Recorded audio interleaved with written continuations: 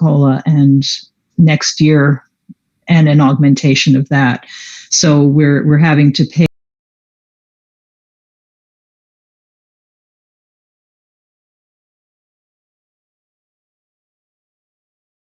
a little bit of a challenge moving forward unless they keep up with the COLAs. One thing it doesn't do is does not pay down our current year deferrals. And a lot of people were hoping that with the big windfall that they would do that, which doesn't impact us in the long run because we will get our money eventually, but we still have to worry about our cash flow until that starts to come in. For next year, they've eliminated some of the deferrals, but that not in June. So the entire month of June will not be received in June. It will be received probably in July. The Super COLA only applies to the LCFF revenues, so the other areas of the budget are only getting other different amounts of COLA. For instance, SPED is still getting the 4.05%. There are a lot of other things in here, a lot of one-time money that the details are still coming out. There's a proposed changes to the independent study programs. And to me, these changes almost create a different model completely that doesn't really resemble our current independent study plan. And it almost feels like more of a hybrid type of virtual learning model. And we're looking at how this is going to impact our students. And I think the thought behind that is they're concerned that some families may be hesitant to send their students back in the fall. And so they want to provide them an option that gives them regular contact with their teachers, regular daily contact, without having them have to actually come into school, which is very different from the independent study program. So we'll see where that goes. I think there's been some pushback on it. So we'll just have to wait and see on that. We got a little bit of more information about some of the American Relief Plan funds. Some of our suggestions for those that we brought before will likely have to change based on this guidance. For instance, 20% of it is required to be set aside for learning loss mitigations using evidence-based strategies. So we'll be looking into what we can do with those. Those are funds that have to be spent by 2024. So we've got a little bit of time to work on that. There's a possibility of the concentration portion of the LCFF funding being increased. Right now, we get an additional band of funding for students, the number of unduplicated students that we have over 55%. We're at about 80%. So we receive money in that band, and they're talking about increasing how much that band is. We're also being told, though, don't put that into your budgets yet because it's so tenuous that we aren't even going to count on it. Really, one of the few things we are going to work into the budget is the augmented COLA and a couple of other things. But a lot of these one-time things are really very highly questionable. They include things like universal TK, which is the next year is going to be a planning year. They're looking towards starting to expand that in 22-23. There will be planning grants available, and they're talking about possibly some infrastructure grants available in order to be able to provide classroom space for the extra transitional kindergarten students. So we'll see how that pans out. There's one-time money for some educator preparation, retention, and training. We don't exactly know what is involved in all of that, but again, it's a one-time amount of money that might be helpful for us. In the area of child nutrition, they're talking about a couple of things. One is kitchen infrastructure grants that are going to be a minimum of $25,000 per LEA, and then another amount based on your unduplicated count. So we're excited about that because we do have some parts of our kitchens that are in desperate need of refurbishing. So that will help us, and some other things that we've been talking about planning. And there's also some one-time money earmarked for training the kitchen staff on food preparation and production. And so that'll be a nice piece to have. So what this means for us is probably somewhere between $200,000 and $300,000 above what we were looking at in January, which is a great thing to have. And the COLA that's applied to it is probably ongoing, although we know from the past that they can always do a negative COLA if they feel the need. But for now, that's going to become our base, although with the way the state has test 1, test 2, and test 3 for funding levels, one of them is based solely on a percentage of the general fund revenues. And so it doesn't start with last year and build. It starts with what they have to work with. The other two models start with where you were, adjust for the change in the state's ADA. And then the other one also adds a layer of change in personal growth, income growth. So it's always a fun game in the fall to figure out which test we're going to be under. And this year, the test 1 is nice because there's a lot of extra revenues in the state. So that's what they're using for this year. One of the things that's going to be tricky is there are a lot of one-time pockets of money that are focused on the same types of things.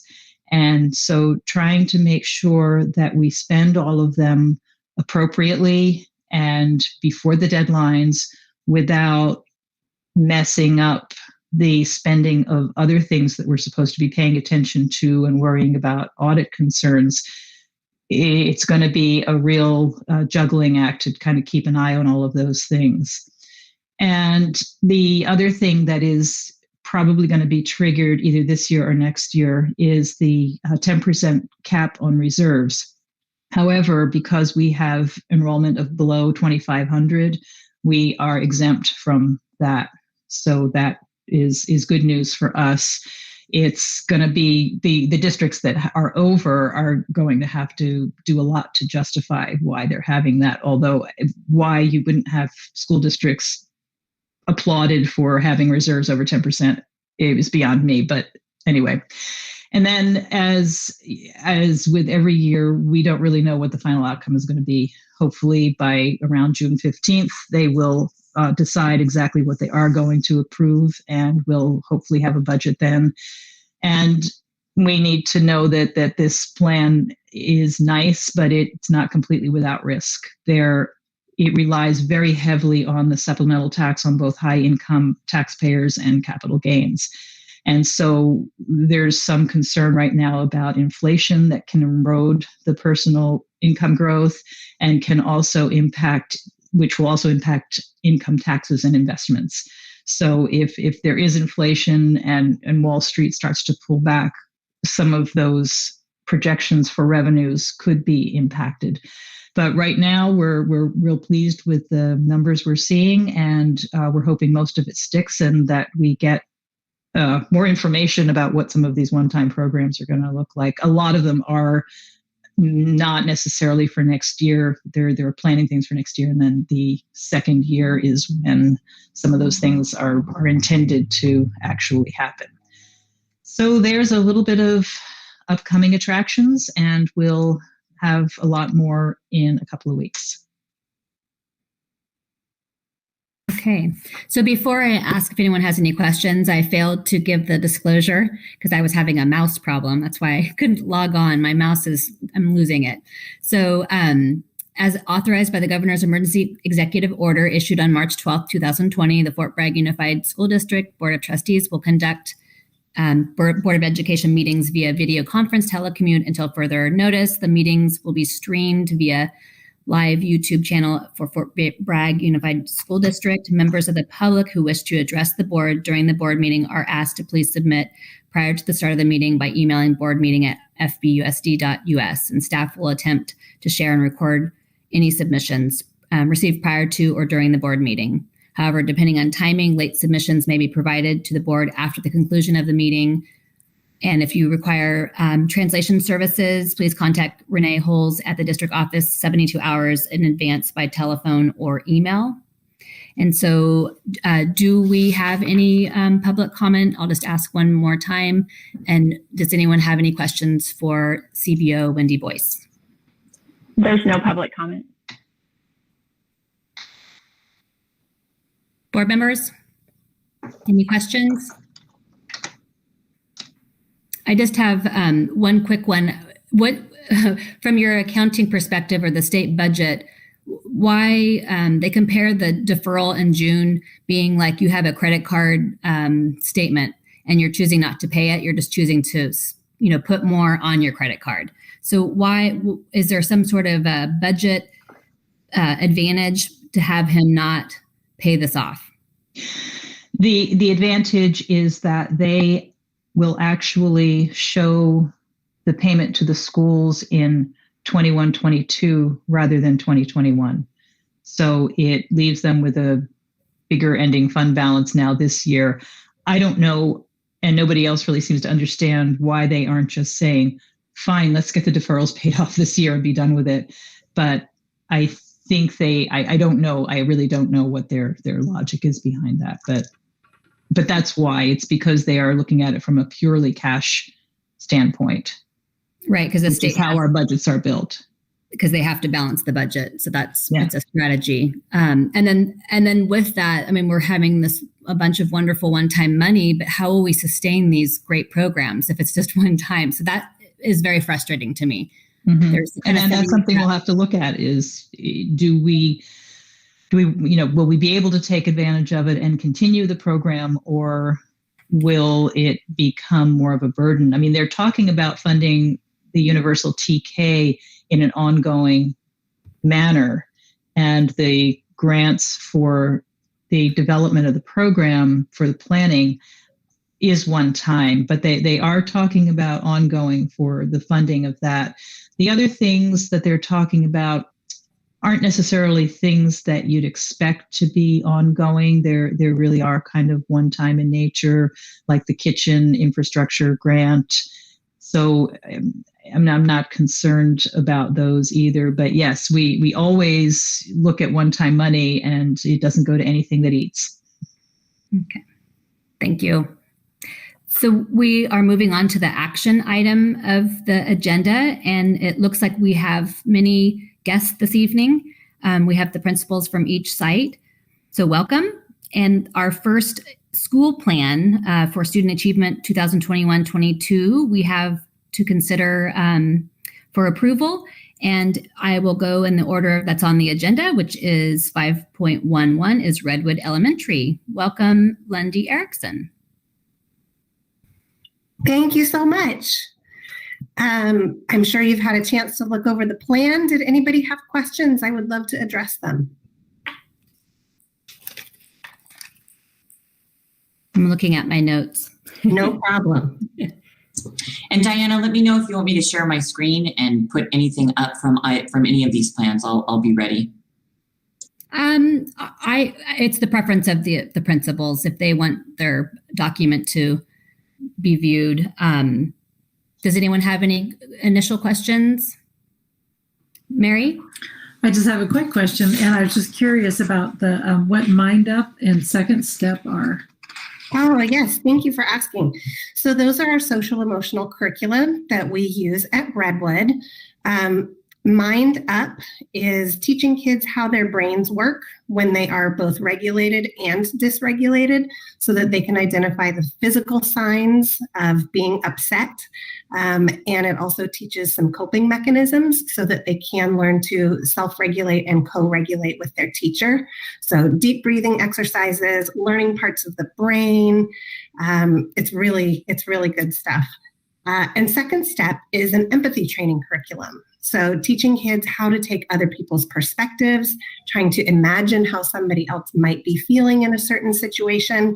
And actually, I did a training a couple of years ago with Diana Browning Wright and learned that when those two programs are used in tandem, they're particularly powerful, because when kids can take someone else's perspective and manage their own physical and emotional responses to a situation, they're much better equipped to deal with challenging and joyful situations. So we use both of those. Great, thank you. Yes, Diana. So is that curriculum used by every teacher, or is it just for intervention teachers? What children are being supported this way? All of our children are being supported this way. Classroom teachers have that curriculum, and we actually purchased new second step kits for the classrooms that there are online components. And our counselor also does model lessons in classrooms. We're looking forward next year to having a designated SEL time for the site so that Catherine can push in on a really regular basis and provide that ongoing modeling and support for kids and teachers. Very good. Thank you. And I had those two items as a question. And the other that I just wanted to note was your school plan was very thorough, and it gave a very clear picture of the stages of intervention. Is it LLI? Is that what yeah, it is? That's our tier 3. And so is that also for just the intervention teachers, or are all staff able to use tools in that way? So the LLI curriculum is leveled literacy intervention, and that is to be used just by our intervention teachers and our resource teacher. There's special training that goes along with it. We are going to be, as I'm sure you read in the plan, we're really going to be beefing up for our classrooms what that tier 1 instruction looks like and what those tier 2 interventions are for academics. But the tier 3 intervention teachers are going to be using the LLI curriculum exclusively. Great. Thank you. And I'm looking forward to the portfolios in May of 2022. I think they're going to be adorable. Thank you. I can't wait. So does anyone have questions before I ask for a motion? So if I can make a quick statement, I should have begun by saying that all of our site plans follow our LCAP and the 3 core goals. And our 3 goals that we have are to increase college and career and college readiness, to increase our academic student achievement, and that's our academic growth in all of our students. And then our last one is to improve school culture. So all of the site plans follow that model that we have in our LCAP. So thank you, Lundy, for what you've done, the great work that you've done at Redwood. And just to let you know, many of the site plans, the budget components are now complete. We'll be doing those over the next month. But the bulk of the plans are done with the exception of the budget piece. And Scott? So can you summarize or give us a little bit of insight into what, if any, different things you'll be doing next year to accommodate the distant learning we had to do this year for the kids? We are looking at really accelerating the learning for our students. We're doing lots of PD so that teachers have clarity about what that tier 1 instruction is, making sure that the foundation that we're providing for all students is really strong. We're going to have a huge SEL component, rebuilding our classroom communities and students' connections with their teachers, along with the academics. Some of it we're going to have to figure out, honestly, Scott, when the kids are in the rooms, because we have been learning at a distance for so long, and we need to get to know them as individuals and their families as well. So we're going to keep our plan flexible, but with really solid systems in place for tier 1, 2, and 3, both academic instruction, behavior intervention, and our SEL programs. And just to clarify, SEL is social emotional learning. Thank you. And do you have a count of how many kids you have in person now? Do you have half? We do have a count. It's about, it's almost 50-50. It might be 48-52. Very good. It's over 200 students. Okay. Thank you. Are there any other questions before I ask for a motion?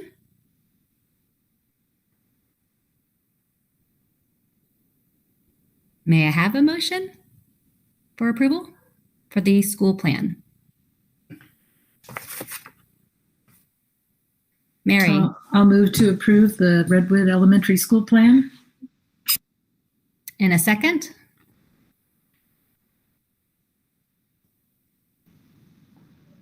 I'll second. Thank you. Roll call, please. Trustee Paoli? Yes. Trustee Makala? Yes. Trustee Babcock, Yes. Trustee Schneider, Yes. Trustee Matson. Yes. Thank you. Motion carries. Thank you. Thank you so much, Lundy, for coming this evening and all your support for students and staff. And thank your staff for us and the students and the families. You're welcome to stay and watch your colleagues or exit at any moment you'd like. Thank you so much. You're welcome. So next up, we have Mr. Kale from Dana Gray Elementary. Hi, good evening, guys. I am so ready to talk way too much. So, because I like this data, I like all of this stuff.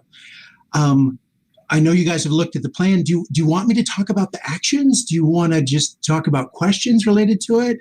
I think, in an extraordinary year, there's some real areas that we need growth in, but there's some real areas the data shows that we should have some celebrations as well. Some of the things we've put in place and some of our tracking of our goals, we've done amazingly well. So maybe Ms. Paoli, let me know. I mean, if you don't know yet, I'm more than willing to talk. I actually liked the format that we just received, but okay. Scott, did you have something to say? I would love Mr. Kale to kind of give us some highlights of the plan instead of just going straight to questions. Okay. That'd be great. So I will set the timer for 5 minutes. And then okay, because I know I like to talk too. So I'm doing me too. That's totally cool. Totally cool. Well, let me just zoom through and I know you guys, are you looking at the plan at the same time? Should I reference the bottom of the pages that are there? Let me just start to zoom through ideas that are in my head. If you look at page 7 of the plan, I'm already way into it. One of the things that's really important is to realize that we are, and it's the conclusions at the bottom, we're about half and half. Well, not quite half and half, but folks that are identifying as Hispanic or Latino are 45% of our population. And that needs to begin to help us think about a lot of systems, a lot of things that we do and how we reach that community. So I think, I was talking with someone else earlier, that is really, really important. If you look at page 8, we're looking at the English learner data, that there's actually an interesting new bit of data. The percentage of reclassified students has actually dropped at Dana Gray pretty significantly. And one of the conclusions toward the bottom, if you read, because I was really looking into this, the question for me as a site principal is why? And there's a lot of, the why is the, or at least it appears to be, the transition to the LPAC from the CELT. It's a different test, so it's creating different numbers. Mm-hmm. So you'll see that the percentage of ELs is going up, but the percentage of kids that are reclassifying is going down. That's important for us, sort of going off into the future. Really quickly, and this is on page 9 and 10, there's a slight increase. This is a little bit older data, but there's a slight increase in the ELA CASP standards from 41%. It's on page 10, 41% to 43%. And then math, it's flat from 63% to 63%. This is a little bit older data. We didn't have the CASP in 2020, and we don't have it now. So there's going to be an interesting gap in data related to the end of year testing, but we've worked to resolve that with the iReady test. So, sorry, I'm going really fast. Another bit of data that's really important is page 15. Again, large percentage of English learners, large percentage of socioeconomic disadvantaged folks. So here's overall the performance data. If you look at page 17, I'll slow down a little bit. Mm-hmm. This is English language arts. For both English and math, we're doing well, but we're maintaining at Dana Gray, which is not, I want to grow. I don't want to maintain, but we are doing well. 18 points below the standard in ELA. And then in math, we're 31 points below the standard. It sounds terrible in math, 31 points below the standard, but the state in math is 33.5 points below the standard. So we're actually doing better than the state. But both of those measures are maintaining, which is really interesting. Okay. On page 21, it talks about a new measure which is going to come into play and is really interesting, I think, for site administrators, is the English learner progress. So and if you look at the number one conclusion toward the bottom of page 21, our English language learner progress is at 54.6%, which is great. I mean, that's amazing because the state performance is at 48%. So even though students are not being reclassified at the same level, what we know is that they're moving forward through the levels at a really good pace. Like, that's good. So the ELD instruction that we're doing, the designated ELD instruction is helping us out.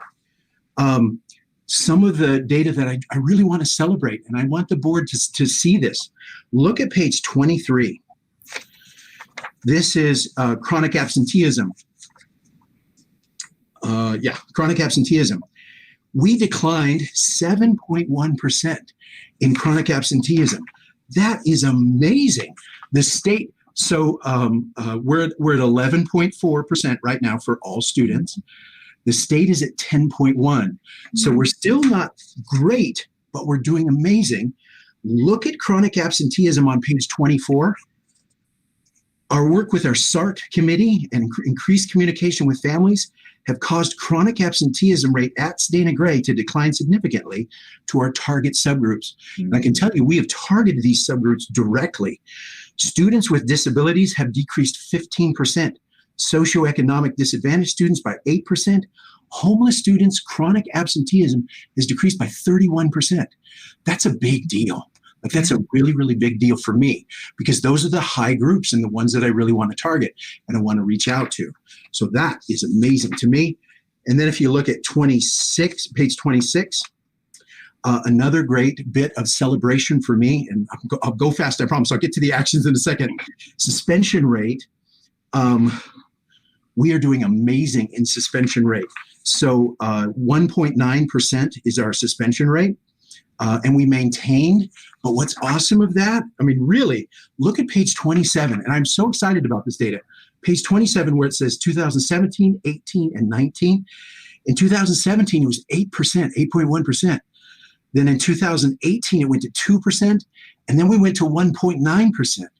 What we've proven, or at least I hope we have, and the effort that the staff has put in on this, is that we are making great progress with PBIS, with our alternatives to suspension that we've been doing in the classroom, in the school site, have really had a major powerful effect. So I'm very excited about the suspension rate decrease and the chronic absenteeism rate decrease. I'm very, very excited about that. Goal 1, it's on page 28, and I promise I've got 3 goals. I'll go really fast. You're doing great. How much time have I got? One of the things that we're really focusing on this year is about the measurable outcomes of the goals, because those are really important to how we measure these things. So goal number 1 is college and career. The way we measure it is by we give a survey at the end of the year, and the percentage of kids who will tell us that they've talked about what they want to do after high school. So in 2018, that percentage was 31%, 30.9%. We don't have the data from 20 because we closed down, but we're going to continue to give that survey and create that data so that we'll follow this over time. The percentage of kids who've talked about what they're going to do in class. They talked in class about what they're going to do after high school. So we're going to have the school counselor. This is activity number 1, bottom of page 28, career exploration lessons. We're going to have the digital portfolio follow the kids through Dana Gray, and there'll be an addition to the digital portfolio each year. On page 25, we're going to have a Dana Gray Career Day, which is going to be really cool. We've done it before, and I think it really helps us. We're going to do the school field trip to Mendocino College and career field trip for 5th graders. That's page 29. Page 30 is our school counselor has a career interest profiler website that he's going to use to connect with the classrooms. And he's also going to use, there's parts of the Second Step program that Ms. Erickson was talking about that is related to career interest, and he's going to specifically use those parts in the classrooms to teach lessons in the classroom. Goal 2.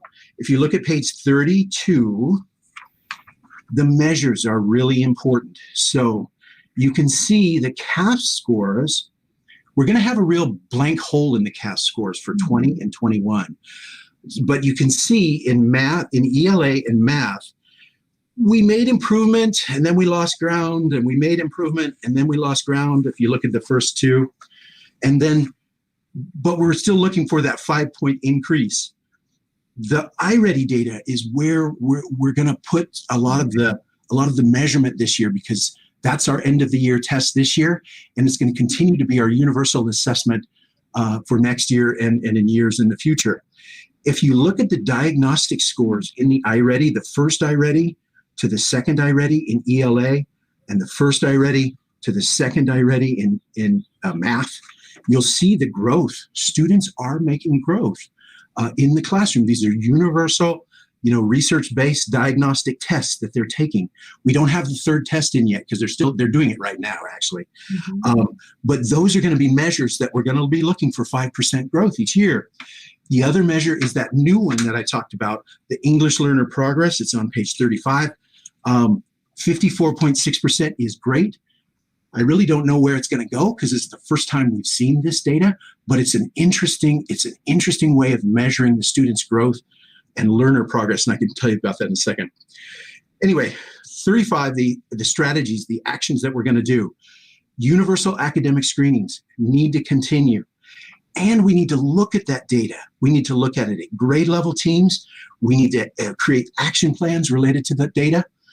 Strategy 2 is not only do we create action plans, but strategy 2 at the bottom of 35 is we need to then have opportunities for teachers to report those action plans to other people, like share that data out, share it among the teams, when the site level teams create reports related to that data, and then analyze it, looking back towards improving tier 1 instruction, improving instruction at the classroom level. So strategy 3, I know I'm nearing the end of my time, go faster. Strategy 3 is continue with the TOSA, and you can see the list of what the TOSA does. I highlighted data analysis using the new Illuminate and Beyond SST programs, supporting pacing calendars and supporting vertical planning between grades. Really important. And then 4 is one that the staff really wanted to get together on, coordinating the use, this is the bottom of 34, coordinating the use of math routines and vocabulary and games, coordinating the use of manipulatives across the grade level, and coming up with agreed upon formats based on best practices for approaching math and writing assignments. And that's how we're going to improve tier 1 instruction, is by putting the great minds that we have together to do this. The last goal, here it is, and I know I'm hitting the end of my time, is on page 36. This is related to school culture. And the best way to measure school culture is about referrals to the office, how many kids I see. This is another area of excitement for me, because in 2017-18, we had 4.85 daily referrals per month per kid. And that's too high for my little school here. In the next year, we had 3.61. That means we actually made it. We met our goal, which is awesome and wonderful. We hope to continue to do that as well. We use the Swiss system to measure that data. The 10% decrease in referrals, we didn't quite make. If you look at the last measure, the chronic absenteeism, we did amazing on that. And if we can maintain those chronic absenteeism, lowering that rate of chronic absenteeism, it will be great. We have strategy number 1 is at the top of page 37. It's about respect agreements. It's about using restorative practices and creating respect agreements in classrooms between staff, at PLC-based respect agreements at the beginning of the year. In the middle, strategy 2 is to continue with Pod Squad. Those kind of web or link crew programs are very important for school culture, and supporting that is something that is very important at Dana Gray. The bottom of page 37 is about what the school counselor is going to do. And virtual assemblies, and a lot of this was written in a time of we didn't know where we were going. So we might have in-person assemblies as well, but virtual assemblies really draw in parents. The counselor wants to create, and we want to create clubs at Dana Gray. How cool is that? Like lunchtime or before school clubs that will meet. And we very much want to reinstitute the Walk to School program at Dana Gray, which was a real big hit for us back in the day. And I think, will be a wonderful one for us now. Strategy 4 is about our SART team, which is what has really, like, if there's anything that moves the dial related to chronic absenteeism, is our SART team, where at the site level, we have massive communication with parents and families about getting their kids to school. And I kind of become a little bit annoying about it but I want your kids to come to school. So, I might call, like, if they're missing, I'm going to call them and talk about how we miss them and we want them here. Strategy 5, one of the things that we want to increase the kind of power of our SART team. So best practices with our SART team, our student attendance review team, is to have classified and teacher members on it as well as the principal. So we're going to add that. And another tool that we really want to bring forward is called a SIPE plan. It's a student attendance improvement plan. So it's a tool that we can use like a checklist with the families to talk about what are the barriers related to attendance and really get into great close conversations long before they get to SARB, long before it becomes, really burdensome at the police station or whatever. But like just, as families and schools, we can just talk about what are the barriers and how can we help with that. Okay, that's it. Wait, how did I do in time? Did I go over? I don't even want to tell you how far you went over, but you were being so thorough. And I appreciate all the data that you push out, because that really is kudos to you. When you get data, you need to do something with it, and you're definitely doing something with it. So you're talking about it and you're excited about it. And so that's very valuable. So I appreciate your report and your excitement. Know that yes, I might be made fun of for this later, but anyway, we'll see. Are there any questions? Because this is really, there are some great areas of improvement that we have here. So the one question I had, just to clarify, is the RTI model was mentioned in there. Is that model still used when you're using the leveled literacy intervention? Do they have their own model of tier intervention response? Do those work together, or are they separate? They absolutely work together, and it's about the RTI. It basically overlaps everything we do, and it every model of intervention has a reference to RTI. You're looking for intensive intervention, a medium point of intervention, and then an intervention that's all students. And a number of the things in the plan talked about working to improve tier 1 instruction. That's the thing that hits all students. Mm-hmm. And that's the part that really is critical. Like the data analysis, we spend a lot of time collecting data. I'm worried about how much time we spend using it and how much time we spend using it for all students. Like if that makes sense, like I want to improve all students at every level.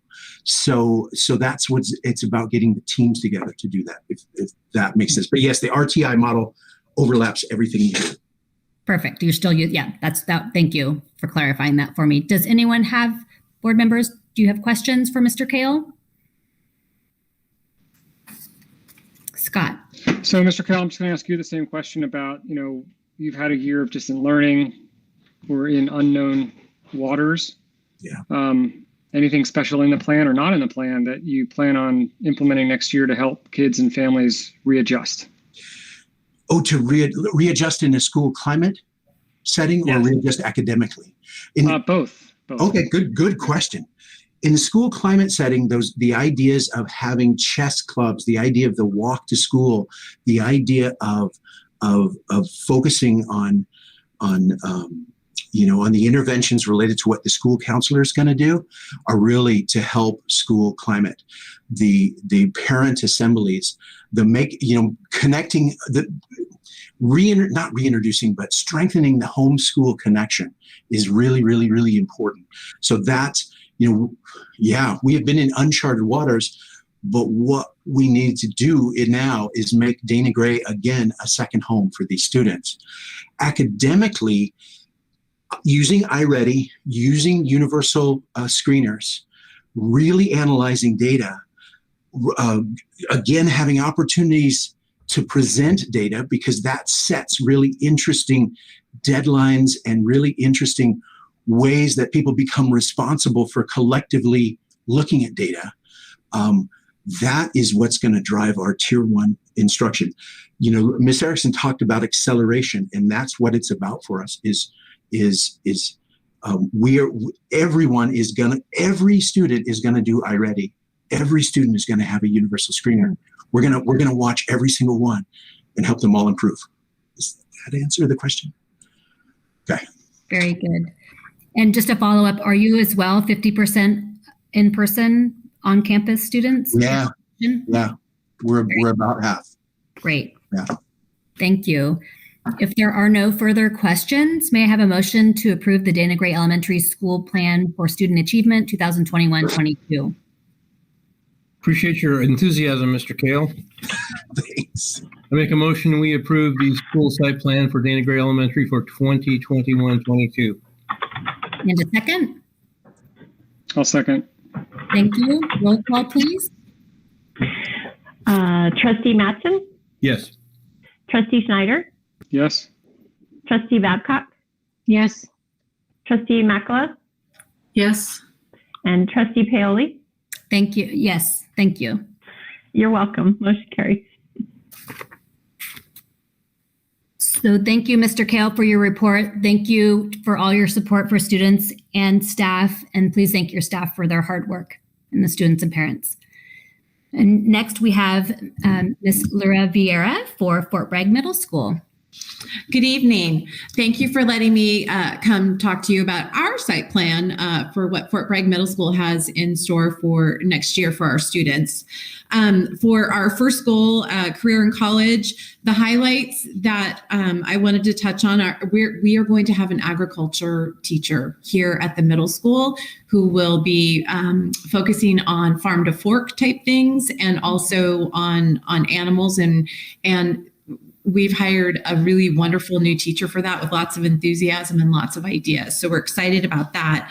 We're also excited about the return of band. And then also we are adding a leveled literacy intervention teacher, which we've not had before at middle school. And that's to address expected learning loss, or unfinished learning is the new term that I've heard, which I think sounds a little bit better. So we're super excited about that as well.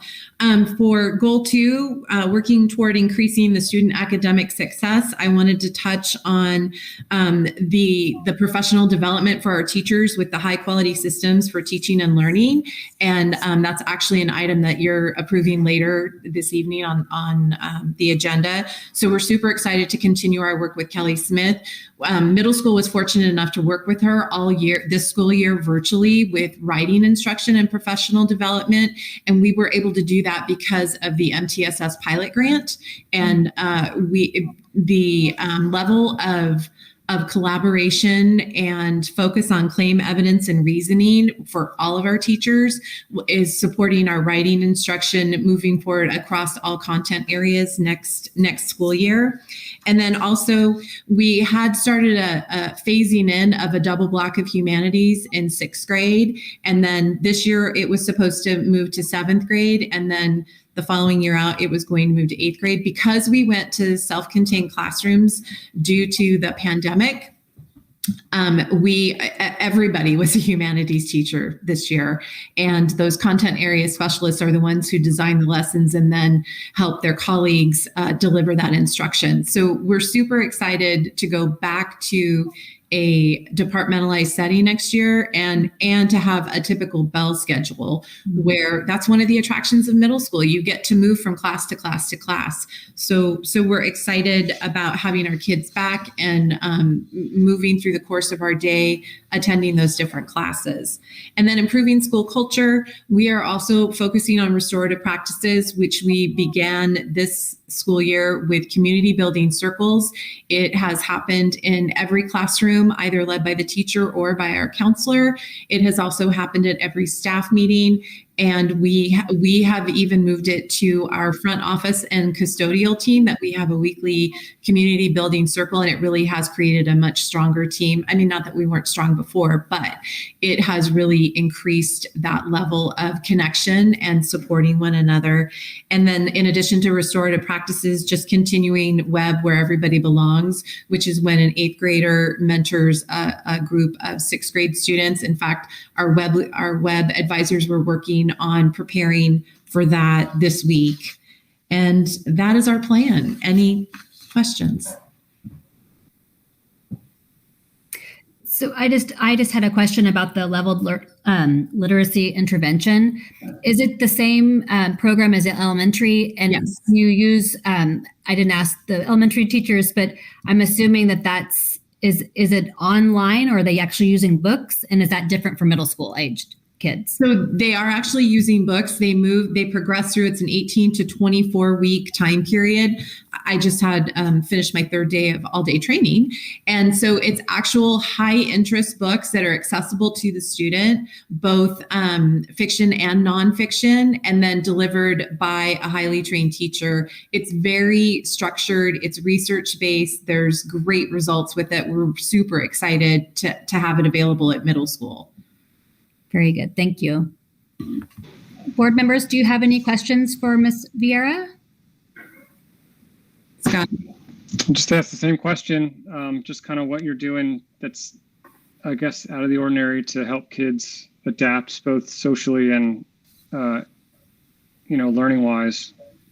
So I would say the level learning intervention class that's how we're going to address it academically. Also, the double block of humanities, 6th through 8th grade, will help with the reading. And then math, we're focusing on how to engage, really focused on that number sense.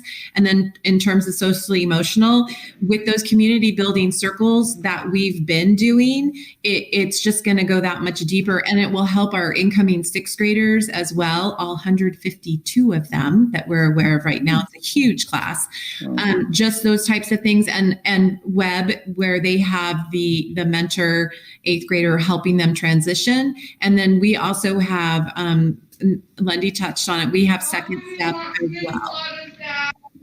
Oops. So we and then we have, the clubs and the activities, and just being able to return to cycling through a 7-period day. It's going to be a modified block schedule. Those transitions and moving to a different teacher, I think, will help as well. And then just being together with their friends with that unstructured time. That's where today was the first day, actually, Mr. Chimolino and I supervised a quick 10-minute break for each of the grade levels. I didn't want to blow my whistle that the 10 minutes was up today, because they were talking to one another. They were laughing. There was a group that had plans to go downtown today after school. That hasn't happened all school year. Usually at break, they're all on their phone and they're not really interacting. And today we saw it, and it was so exciting. So I'm hopeful that those types of things will help kids transition back into a more typical setting. Thank you so much for sharing. Do you also have 50% on campus? I think we have a little bit more. Becky could probably tell you exactly. I think we're about 2/3.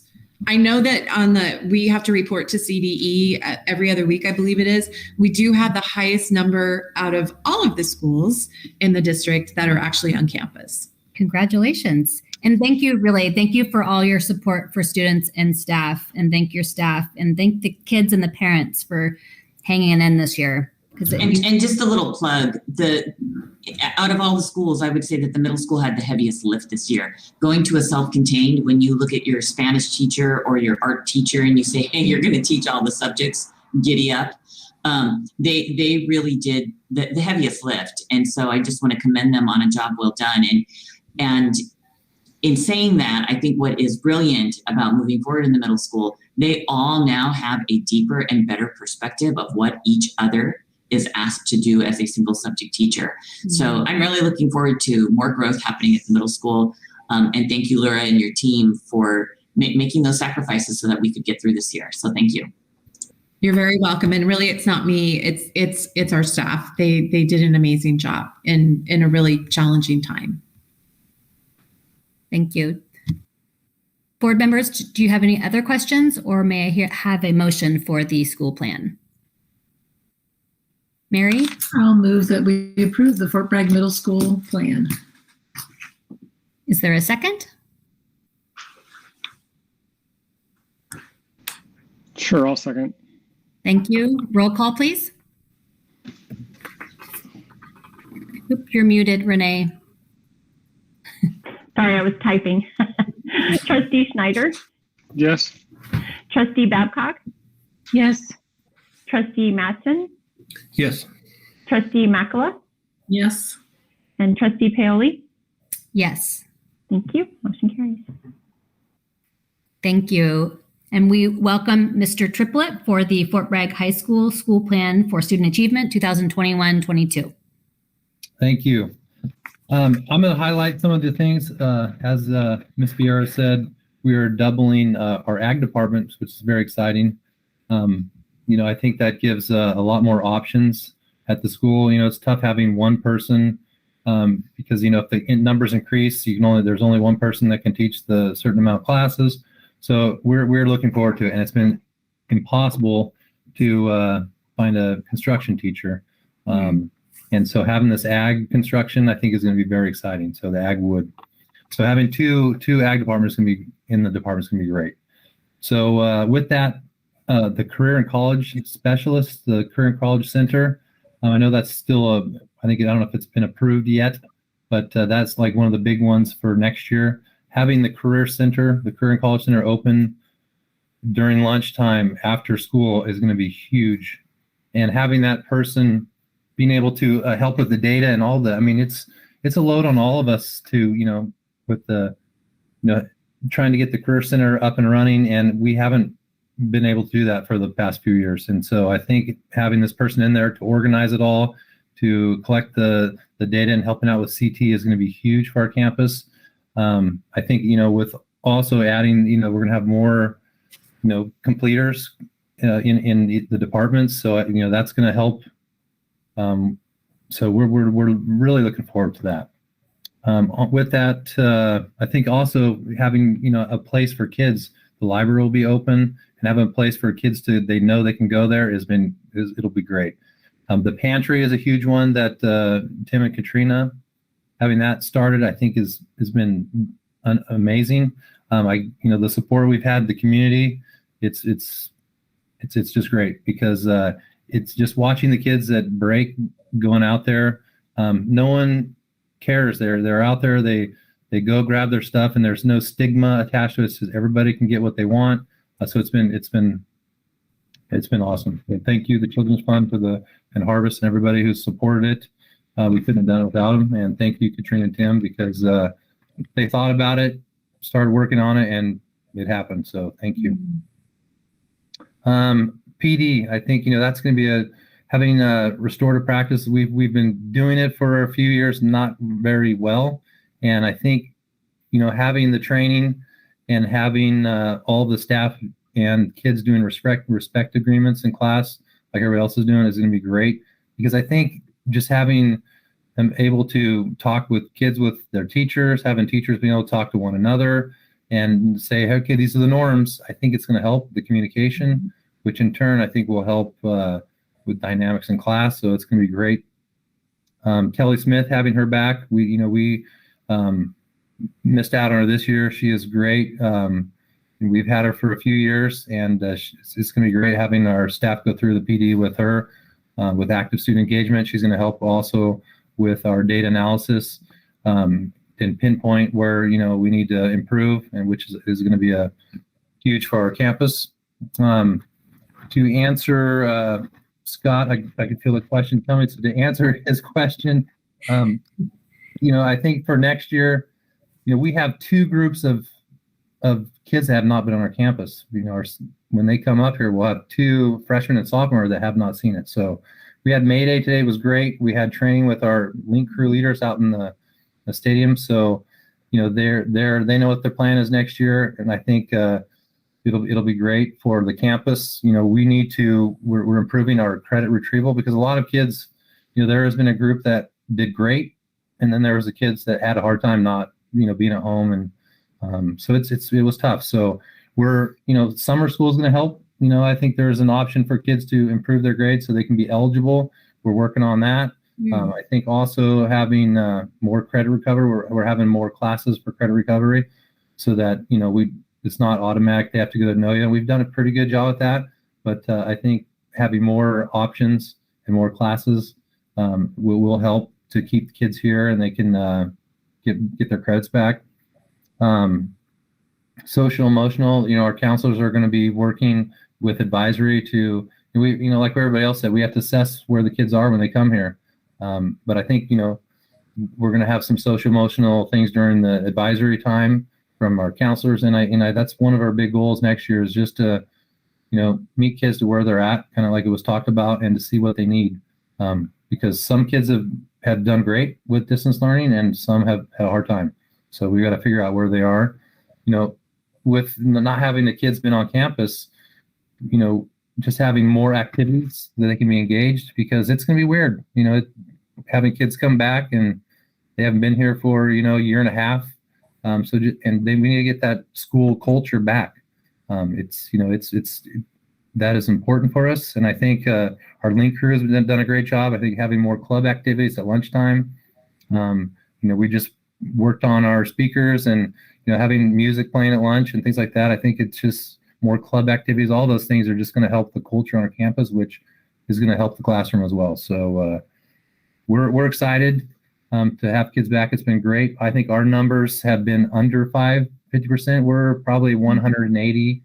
Sometimes we go up to 200. It depends. So we're a little, under half that have been attending. So, but with sports, we've had the sports and that's been a great, we just ended up, our baseball team did a great track. We've got a couple of kids that are going further.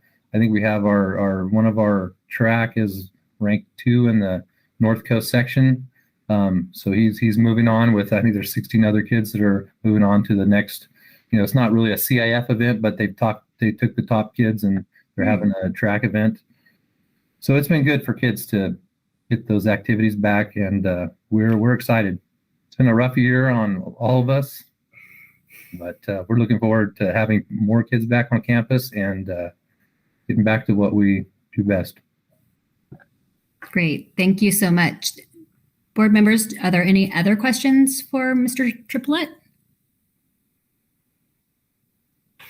So I just have a question, and I don't know if it's a question for you, Bruce, or if it's a DO question, but I'm fascinated with the idea of some sort of a career pathway, and I'll just use this as an example.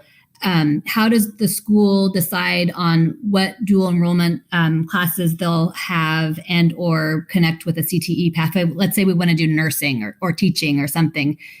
How do you develop that? Or is that something that you're maxed out at? Or do you see envisioning a pathway like that where you're going to, because so many students do stay in town, they may not want to go to college. They want to stick with a trade career. And how would you develop that? Or is that something in the far future? Or is that something that's being considered so that if half kids are staying in town, they're going to have a trade, maybe half trained by the time they're, out of school? So that's my question. So Bruce, are you okay if I jump in on this one? Yeah, I was just going to say that, a lot of it is we do look at interest, and I think it's what our community can support. So when we talk about it all the time, we've talked about in the past, fire science, nursing, and so yeah, we do look at it every year, what we can do. Go ahead, Ms. Walker. So one of the things that we look at, Diana, also is a partnership with Mendocino College. So right now there's a huge push for the physiology lab at Mendocino College on the Coast Center to get that up and running. And one of the many ideas is how can we support our students to enter into the nursing program. So the Community Foundation, and I think it Mary, correct, because we talked about this at Mecca, I think it's the Hospital Foundation, is proposing doing some sort of a gift to the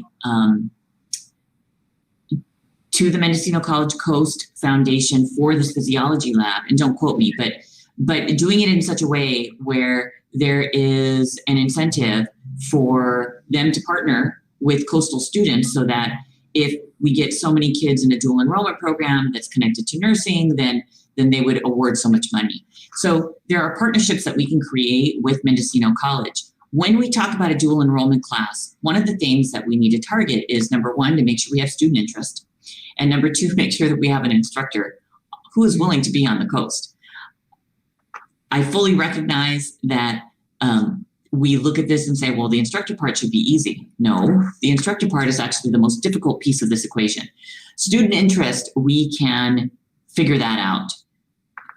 So what I am hoping over the next 5 years, when working with Fort Bragg High School, working with Mendocino College, is increasing our dual enrollment offerings. That is going to look something into the area of expanding our CTE pathways to have more dual enrollment opportunities. It's going to look at connecting with any new programs that come through Mendocino College. And it may mean that if this physiology lab can happen, that potentially we can work to get some of those classes to happen during school time. Mm-hmm. We even offered having that physiology lab happen at the Fort Bragg High School campus because we do have functioning science labs. So it's not as easy as saying we're just going to expand dual enrollment. There has to be student interest. We have to have at least 8 kids enrolled in the class. Anything beyond that, it's a lose-lose for both of our campuses. Mm-hmm. So, and really, to be honest with you, it should be 10 to 12 kids enrolled. So we're, again, student interest, looking at existing programs. We also look at the teachers who we have on campus and if they have master's degrees in that field so that they can be our own instructors. That's always a better way to go. So with that, that's how we're looking to expand in the future. It's going to be slow and steady because what we have right now is pretty robust. The other part that's difficult with dual enrollment is that our students have to be with us for a minimum of 4 periods. So there is a cutoff that if they're with the college more than that, then we could potentially lose ADA. So there are many factors with this. I think Fort Bragg High School, to be quite honest with you, has the largest dual enrollment program out of all the high schools in Mendocino County. So they're doing an incredible job. And we just added another dual enrollment class out of just speaking with Jenny. Jenny came into Bruce's office and she said, I wasn't trying to do this behind the scenes, but Becky said, well, go look at it and see if this can happen. And so our choir class is going to be a dual enrollment class this next year. And the reason we can do the choir without looking at it is because choir happens 0 period. And so it's a CCAP class, which means it's only offered to our students. Very good. Thank you. That's very exciting to know it's an annual conversation. Does the virtual aspect increase that capability of an instructor, or that's more, it still counts the ADA if the 4 periods they have to have it, they can't be virtually like in the seat physically at Fort Bragg High, but virtually dueling in somewhere else? That doesn't give you a discount. So remember, they need to be enrolled with us for 4 periods. The other 2 periods can be in a seat and with Mendocino College. So that's fine. They just need to be with us for 4 periods as their base. Great. Thank you. So does anyone else have any other questions for Mr. Triplett, or may I have a motion? I just have a quick question about college readiness. You're in a much more unique situation as you actually have kids of the age that are about to go to college. And I don't know what the pandemic has done to change what colleges are looking at or how kids can prepare for college. And I'm assuming that the counselors and you guys are going to work with the kids on any changes, either hard changes like testing or cultural changes, or, it's going to be hard to know what to expect, but just good to know that you guys will work with them. Yeah, I think one of the big things is the testing. It's questionable right now. There's a lot of schools that you don't have to, they're not accepting it. And I think a lot of it is your essay or, what your responses to some of the questions that, they ask. So, that is our English department where, we had someone, I think it was 2 years ago, that came in and did that. And so that's something that our English teachers are looking into. It was great to see summer school. I mean, one of them's offering a college readiness like all summer long, right? Different sessions, and that's a great step. So. And our goal is like for Saturday schools, but we couldn't do it this year. But that is having options in Saturday schools where teachers can come and say, okay, we're going to work on what are your essay will be this Saturday. So there are options out there that we were unfortunately this year limited to, but no, we definitely, the good thing about is the English department takes a large role with helping the students with their essays. Our history department, same thing. Our teachers, they're constantly asked, tips on what they could write. And so it's a good thing. And our teachers are always willing to go above and beyond, helping students to get whatever college they want to. And we've had kids go to the top colleges in the country. So it's things are working. So one of the things, Scott, is that we recognize that the application field has changed and has been modified in the wake of many things that have happened in our country. SAT and ACT scores are for many colleges no longer required. That changes the acceptance path considerably. Our students can still take those tests. What Mr. Triplett was referring to, which I agree with 100%, is that the essay and the common application for private schools is going to be much more intensive in their screening process. So we do plan on offering some Saturday options in the fall to help students with those last minute preparations for getting their Common App in or getting their UC application in.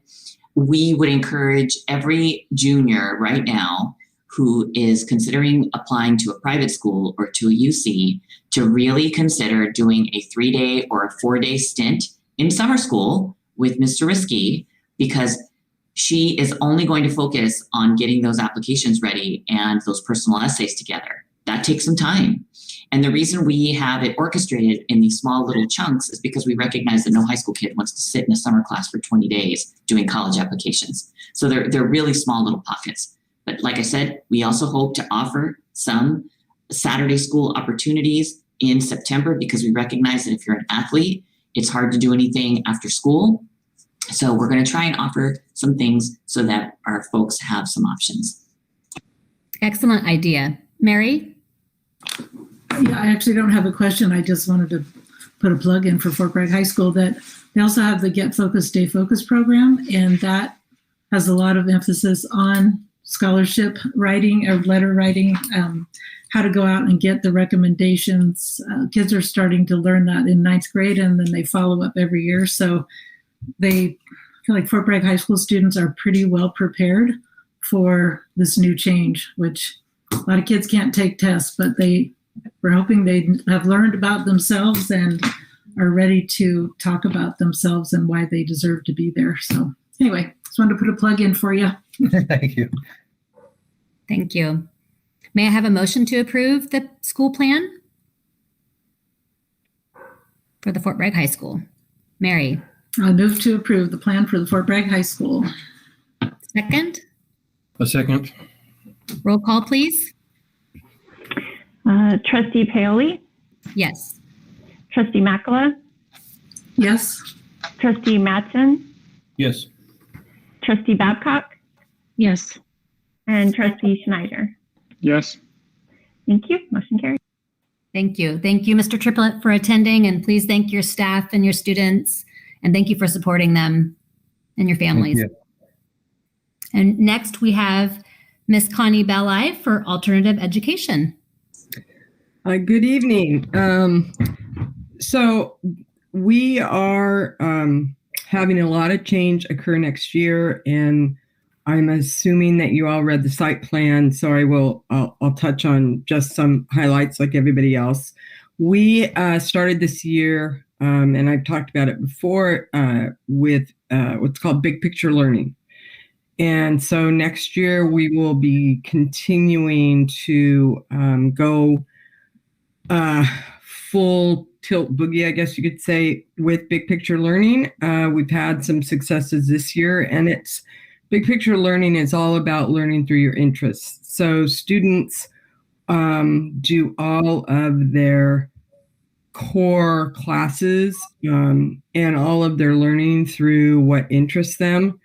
And that could be anything from wanting to do an online class through Acellus or another online program. It could be learning how to sew, learning how to, we have a young man that's learning how to weld. And so the students, everything is geared around that. And all their learning comes through that. And the kids stay with their one teacher called an advisor through their entire stay at our site.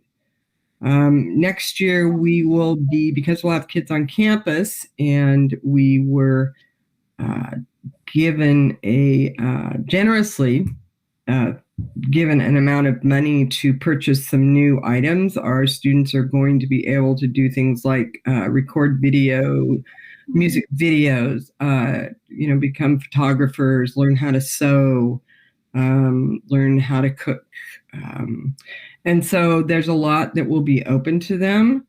And we're really excited. It's a whole shift in culture, but it really speaks to how we think and our kids learn the best. And so that's mostly where we're focusing all of our energies. We've been working at it all year this year. We also will continue with restorative practices, which we've been doing for about 6 years. We will, all of our not discipline, I don't like to call it, but everything we do is geared around restorative practices. So, when kids have problems, we do a restorative circle, we do restorative conferences. We have created respect agreements for us as a staff, and we'll be doing it next year for the students. We are hoping to do more what are called Leaving to Learn, where we take kids in different to different places around town or out of town. Today, some students went to the Botanical Gardens and had met some other big picture schools, and learned about the indigenous peoples in Fort Bragg. And then there is going to be a mural created on the side of the old Community First Credit Union building that four of our students are going to help create this summer. So that's our highlights. You may have questions. It's a short synopsis to explain a long process.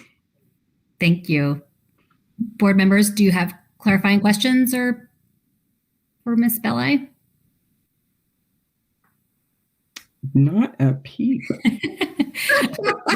I have a clarifying question. So, were you referencing the big picture being in full implementation next year and year 2? That's your goal. Is that what you were saying? Yeah. Yes. Excuse me if I wasn't clear. This year has been full implementation year 1, and it wasn't the best time to attempt it, although it gave us a lot of time to meet and really go through things.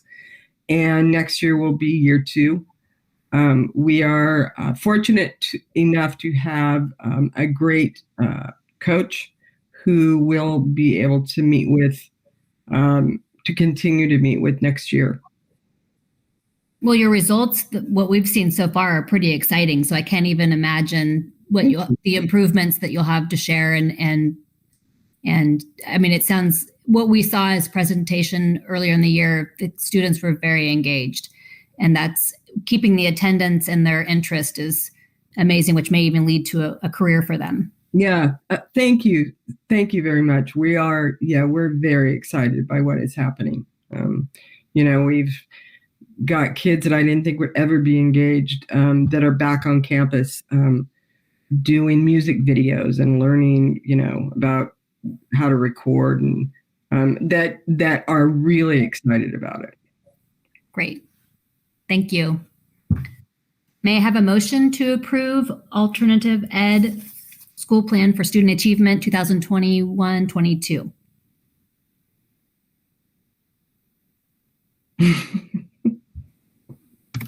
So moved.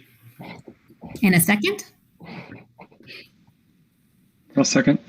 Thank you. Roll call, please. Trustee Makala, Yes. Trustee Matson, Yes. Trustee Paoli, Yes. Trustee Babcock, Yes. and Trustee Schneider. Yes. Thank you. Motion carries. Thank you so much, Connie, for coming tonight. And please thank your staff. And thank you for supporting your staff and your students and their families. Thank you. And feel free, principals, to stay and watch or go ahead and log out if you'd like, because it's been a long day for you. So you're welcome to exit. Nice to see everyone. Mary? Yeah, I wondered if we could take a quick break before we finish. You want a 5-minute break? Is that? That'd be great. A 5-minute break. I will set the timer. Thank you.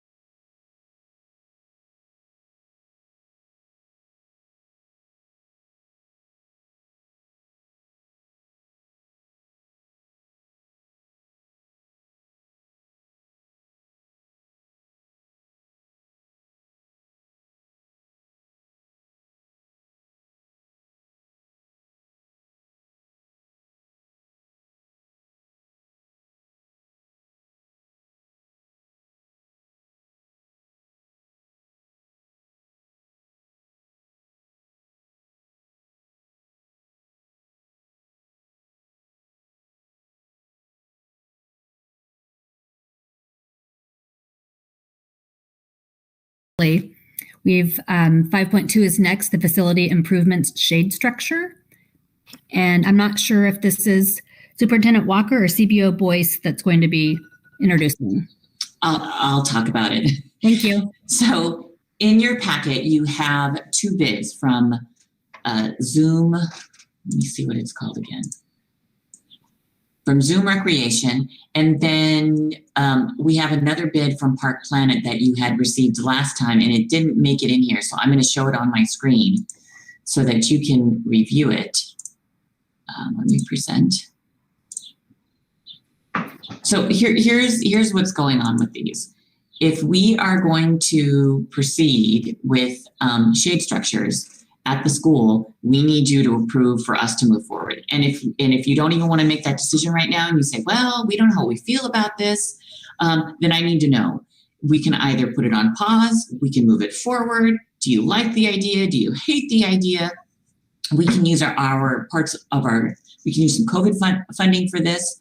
I anticipate at this point that if we choose to jump into this will more than likely be about a $500,000 endeavor.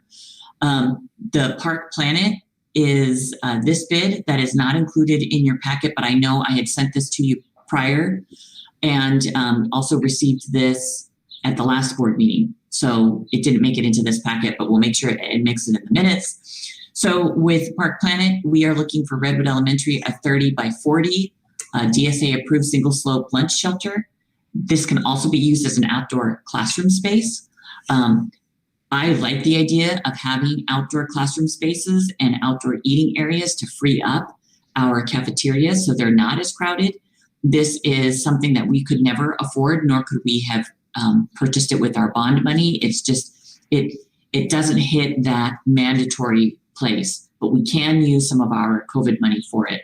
So for this shade structure for Redwood to be a 30 by 40 DSA approved single slope shelter would be roughly around $55,000 for Dana Gray. And then the rain gutter with the side downspouts are an additional $1,200. Dana Gray's is at the same price because again, it's 30 by 40. At the middle school, the structure is bigger because there's a larger space. And also at the middle school, they have a single lunch. And they have larger class sizes. So it made sense to go with the bigger structure, and that particular spot, which would be between the cafeteria and the senior center, that would be a 30 by 60 structure. So that's significantly more at a little over $78,000. And then almost $1,800 for the rain gutter with the side downspouts. And then with the high school, Barry Silva and I walked out there with the representative to try and figure out where it could go. And Barry had a brilliant idea. It was to provide a structure that comes right off of the student union. So it's right in that path, kind of like an outdoor eating area that we've seen all COVID long, that comes right off of the building. That would actually look just fine. It wouldn't be in the quad in the center of the high school, which I was much more pleased with. Park Planet did say that they would provide us some type of a rendering so you could see it. It would be 30 by 60, and it would take up, if you know what I'm talking about with the student union, if you go right outside the student union of those west doors and look right out into the quad, it would take the entire length of the building and just add 30 feet out would be the covered area. So I thought that was a brilliant idea. We would have to take out the 2 trees that are there. So that would be difficult, but we could replant them. And there would have to be some concrete work to be done to get the posts in. But I like that idea for Fort Bragg High School a lot better than putting something in the middle of the quad. So with Park Planet, the bid did come out with all of the nooks and the crannies. Comes out to about $365. I had talked to the representative from the Zoom Recreation, and let me get that up. And with Zoom Recreation, they originally gave us a bid, let me get it right here, for $315,000. And you're thinking, well, wow, that's $50,000 less. Why is that? It's because the structures that they had provided were going to be significantly smaller. It's a 60 by 20. Their 20 feet is their largest width, so they don't have the 30-foot widths. So in order to do the 20 by 30 or excuse me, the 40 by 30 as compared to Park Planet, they gave us another bid to put two of those structures together. So that bid that they gave us came out to a little over $400,000. So it was significantly more, getting to it. So that bid for the structures that were going to be 60 by 30, that was comparable to the Park Planet structures, came out to $441,000. Now, again, I just need to know if you want us to move forward with this, because there are things that need to happen in order for us to move forward with this. We'd have to get the preliminary renderings done and the plans started with either Park Planet or Zoom Recreation. There's an initial cost that we'd have to get started with, which is about, I believe it's right around $1,200. And then we have to go to QKA and ask QKA to start with the accessibility plans for all of these. So now let the discussion begin. Do we want to go this route? Do we want to say, no, this is not how we want to use some of our COVID money? But I need guidance from you on where to go with this. Mary? Sorry, wrong button. I just want to say I think this is a great idea, and it's probably the only time we would ever be able to afford it.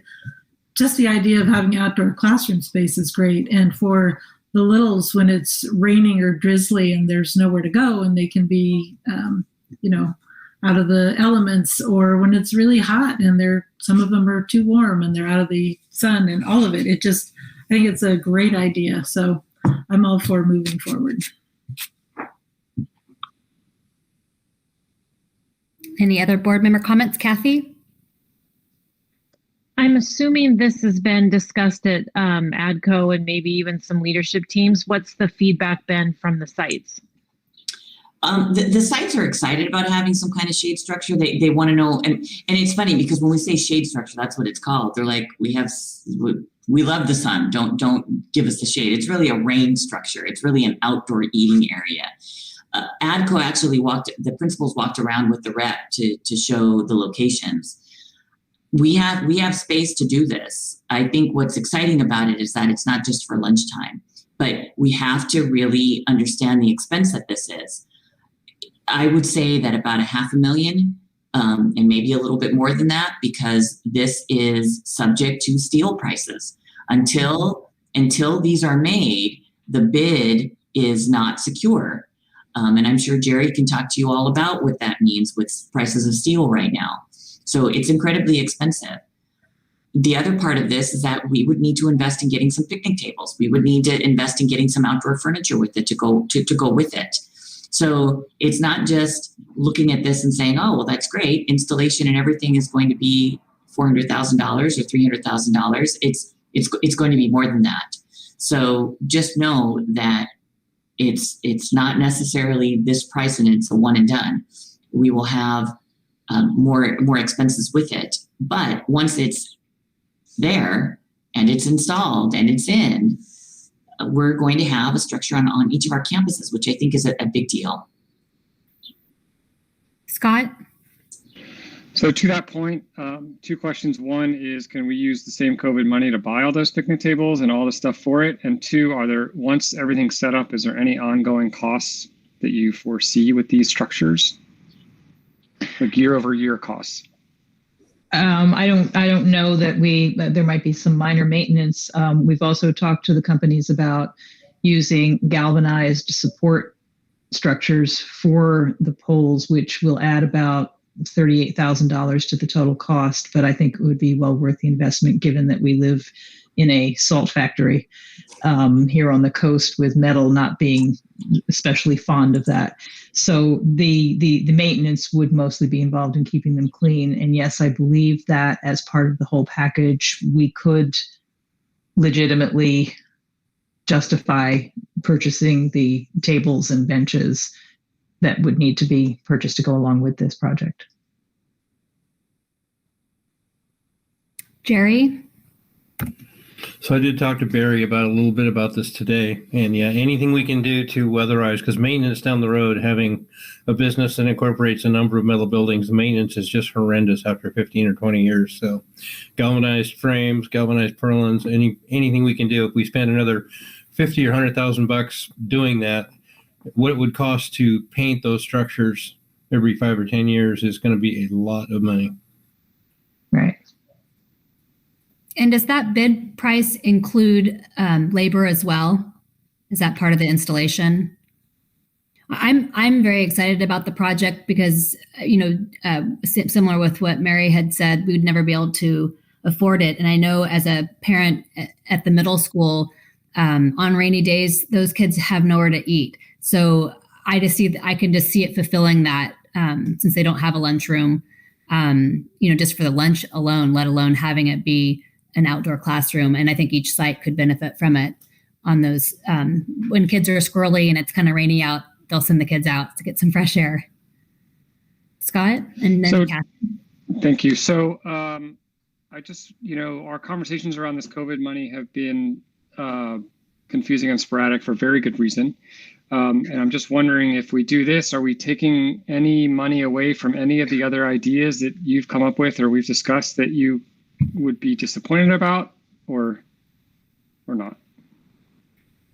No, it's something that we've kind of had in the back of our mind to propose for that particular pot of money all along.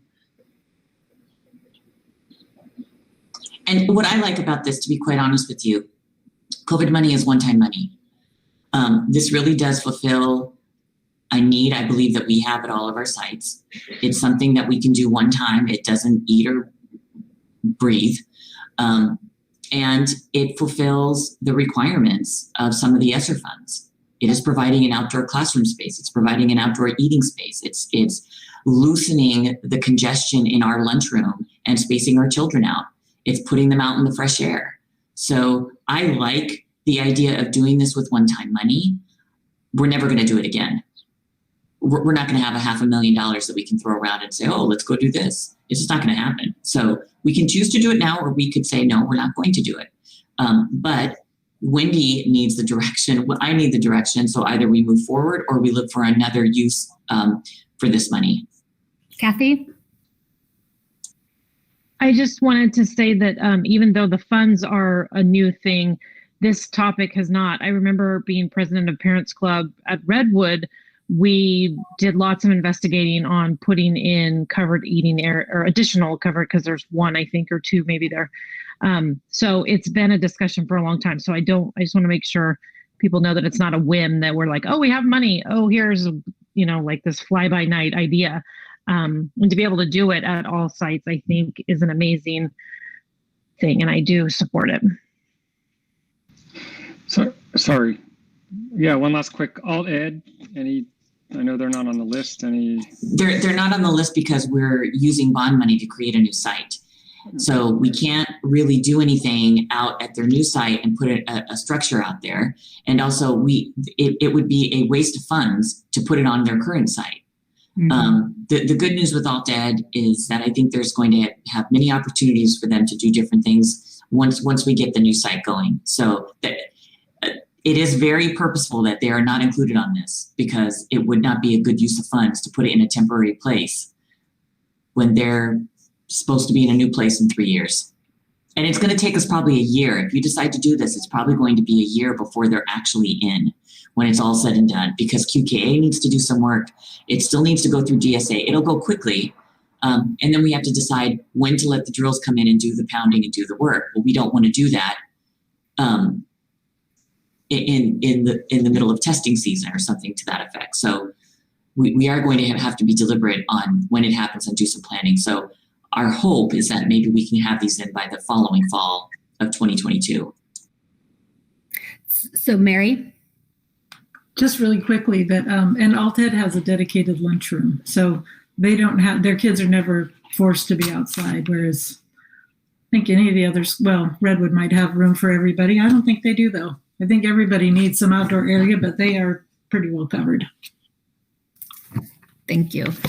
So just to clarify on this action item, you'd like to have a motion to approve for all 4 sites, and then we will get a rendering more in depth for the Fort Bragg High School only, or all of them will come back to us because we've. It's really just Fort Bragg High School. The rest, the renderings aren't something that's. I don't think that they really matter that much because of the location of them. So, for instance, Dana Gray's is going to be out by Teacher Eddie's room, and the back part, the north part of the basketball courts, the northeast basketball courts. So that's not in a place where we need to worry about is it aesthetically pleasing. Redwood is going to be back, kind of where the patio cover I think that Parents Club bought. Mm-hmm. It's not going to be where the new preschool wing and the new classrooms are going to be. It's going to be right outside of that, but it'll be on that blacktop. So it's not really in plain sight. Mm-hmm. The middle school, like I said, is between the current lunchroom and the senior center. Well, that's just open blacktop space. There's nothing that's not a central location. The only one I'm worried about is really the high school because it's coming off of the student union, but it's right there with the quad. So that's the one that has the potential to potentially be an eyesore. But I think by moving it out of the quad and putting it against being part of the student union, I think that's just going to look like the roof line is continuing. So. Mm-hmm. And then just to follow up on that, the student union, I don't know how, I haven't been in there when it's been semi kind of dark, but that's going to create some shading for that facility. So their lighting is really good. It's not going to, when you have that front porch. Right, but the lights are on all the time. So that there's no issue there with, Yep, perfect. So if there are no further questions, may I have a motion for the facility improvement shade structures? So let me just clarify. Both of these companies are DSA approved. They're the only 2 in our state that do these shade structures that are pre-approved through DSA. In order for us to move forward, I need an approval from you and pushing me with which is there a company that you want to go with so we can start moving forward. So if you go with Zoom, the Zoom recreation, the smaller structures are less, clearly. The double structures are more. Park Planet, but the double structures are 2 put together. Okay? Park Planet is the one size that's one piece. Yes, Kathy. It has, and Jerry maybe probably looked at the spec sheets. It looks like a foreign language to me. And Barry, did they have between the 2 companies, is there like structurally, I don't want to go cheaper because it's cheaper, but then it's not as good of a product. So does Barry and or Jerry have thoughts on that? Yeah, I think, and I believe I can speak for Barry, that he was happier with the Park Planet proposal for the sizes of the structures and the better coatings and the galvanized purlins and the powder coated frames and that kind of stuff. So that's where I would lean. Very good. Mary? Well, and I would think anytime you put 2 things together, you're looking at a seam. Seams leak, they're prone to leaks. So it would seem to me a solid structure would be a better way to go.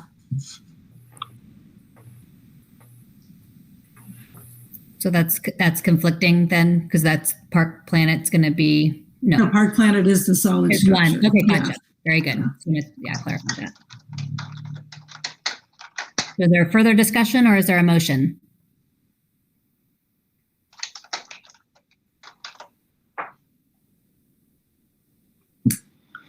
I'll move to approve the Park Planet facility improvement shade structure. In a second? No second. Roll call, please. Trustee Schneider? Yes. Trustee Babcock? Do we have any public comment? We do not. Okay. Yes. Thank you. Trustee Matson? Yes. Trustee Paoli? Yes. Trustee Makla? Yes.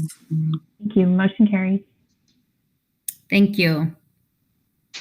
So the next item on the agenda is Construction Manager Redwood Elementary School Facility Project.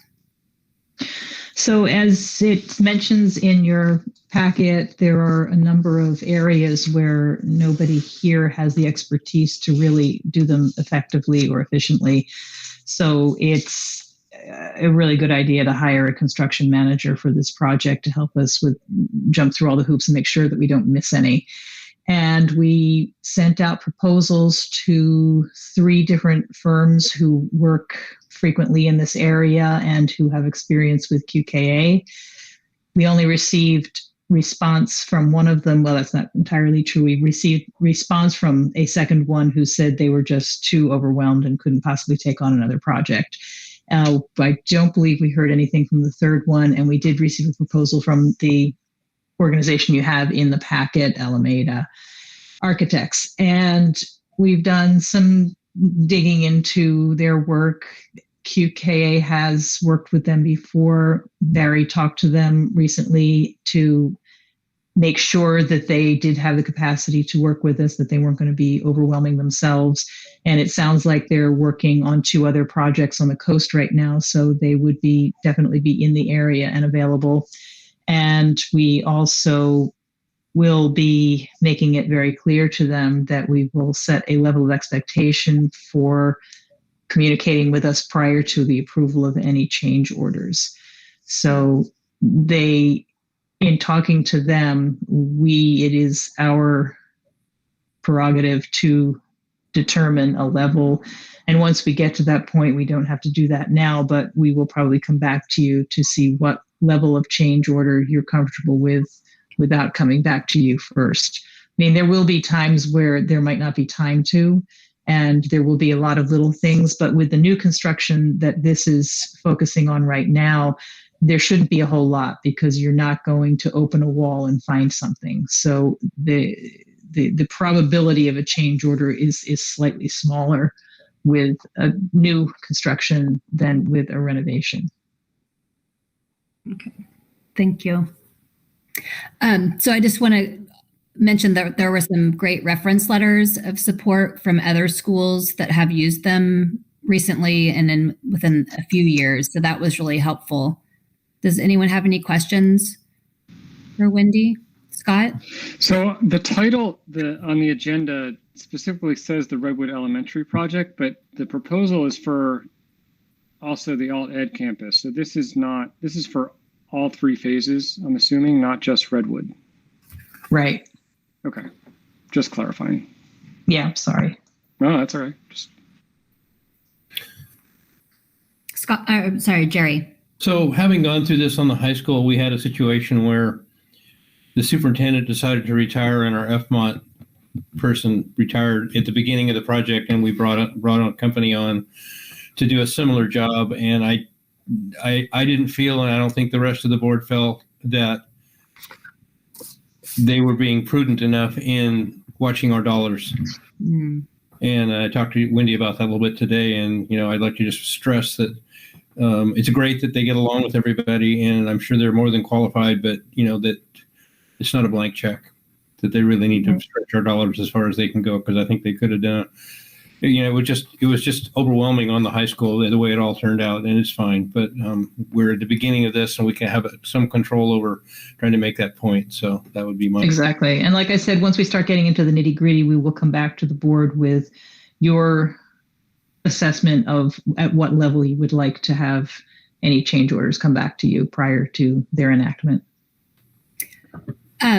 So to try to clarify what Jerry just said, you had a construction manager at the high school but didn't have enough parameters or conditions, and so it kind of got sideways, or we didn't have a property or a construction manager at all? There wasn't a construction manager, and the superintendent and the FMOT director tried to take that on in an effort to save some money, but it soon became clear that they were being overwhelmed by trying to do all of the other things that they're supposed to be doing. And parts got lost, and in that time, then the FMOT retired, and the initial thought was to not replace that position at all. So we went without for a year, and then the superintendent retired, and then then I came in, and then Barry came. So while all of that was wrapping up, there weren't a lot of people around looking over their shoulder. And so I think there was more leeway given than perhaps there should have been. So we are going to make it very clear that we definitely want to be kept in the loop about all of those things. And I'm going to come to you with a number that you're comfortable with allowing us to just go ahead with, and what you're not. Okay. And then Jerry, you spoke to Barry about this as well. Did he have an opinion about? I talked to Barry about the shade structures. Oh, okay. Only. Okay. Very good. Does anyone else have any questions? And I do think with the high school, we were playing catch up. It just got away from us. So, but it's fine. But we can do better this time, I think. Scott? So this is my first experience spending bond money. So my questions may be a little simple. I don't know. But two questions. One, is this $800,000 in the budget? And two, is this something that the Bond Advisory Committee talks about, or is this out of their realm? The Citizens Oversight Committee is tasked with reviewing the expenditures from the bond funds and that they were spent appropriately on bond projects. That is pretty much the limit of the Citizens Oversight Committee. Okay. And yes, this is something that when QKA looks at a project and figures the overall cost, they have some amount built into that for a construction manager. Great, thank you. Okay. Any other clarifying questions, or is there public comment on this item? No.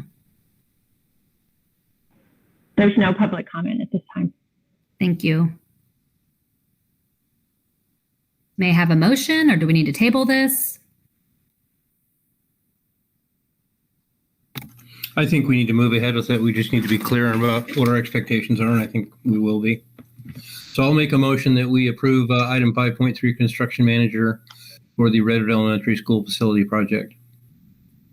And should we clarify that it's for all phases of construction, including alt-ed? Maybe yes, Jerry. Yes. For the entire facility project with the bond funds? Yes. May I have a second? I'll second. Any further discussion or roll call? This is the time. Okay. Trustee Babcock? Yes. Trustee Schneider? Yes. Trustee Paoli? Yes. Trustee Makala? Yes. Trustee Matson? Yes. Thank you. Motion carries. Great. Thank you. The next item on the agenda is proposal for FBDTA negotiations, 5.4. So we sunshined this a few days ago, and it's just a matter of kind of filling in the blanks. So we have no public comment on it. We provided the public the ability to provide input. You've had the ability to now look at this, and it's just a matter of approval so we can move forward. And this is the consensus issue, or the item on in their agreement that you're trying to review. Yes. And wasn't this on the agenda twice, or am I just not remembering? We had another sunshine item. So we've okay. sunshined two different things with FBDTA. One was for salary and one is for this. That's why you're thinking of it as twice. Great. Any other questions from board members? And with no public comment, may I have a motion?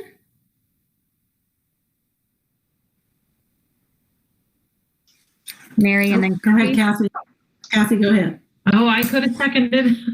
I'll move to approve 5.4 proposal for FBDTA negotiations. And I'll second.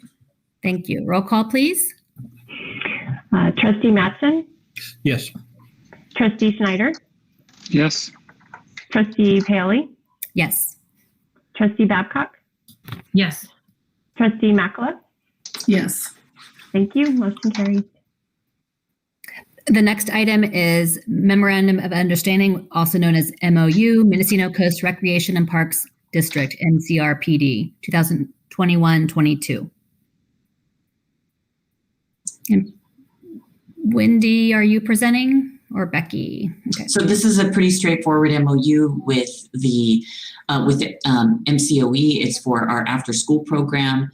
You do it. We approve this every year. It's for us to keep plugging along and moving along. They are our oversight.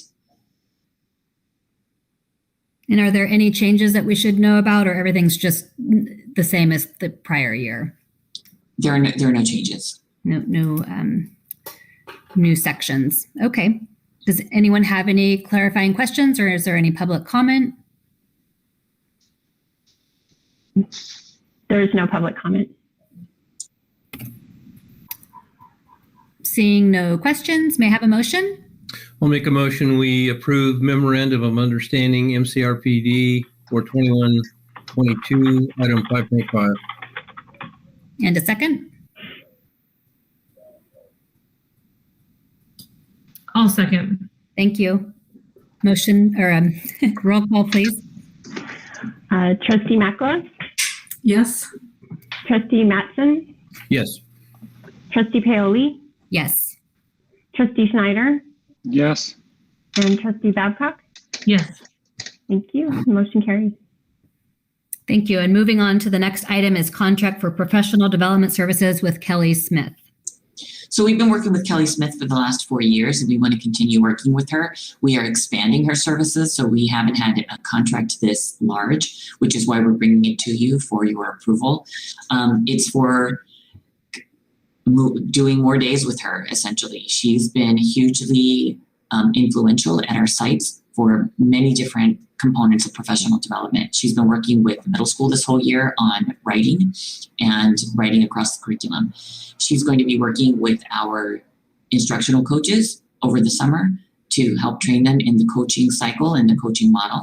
She'll be working with our teachers at the middle school and high school on instructional strategies for Tier 2 intervention and also for active student engagement. And then she's going to be working with our teams in addition on data analysis, on how to take the data that we collect, and then what do we do with it? How do we apply it to our instruction? Mm-hmm.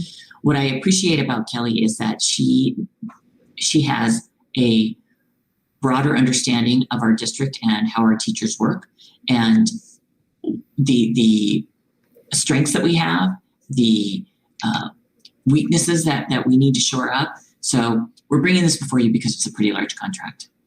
Mm-hmm. Are there any questions from the board? Mary?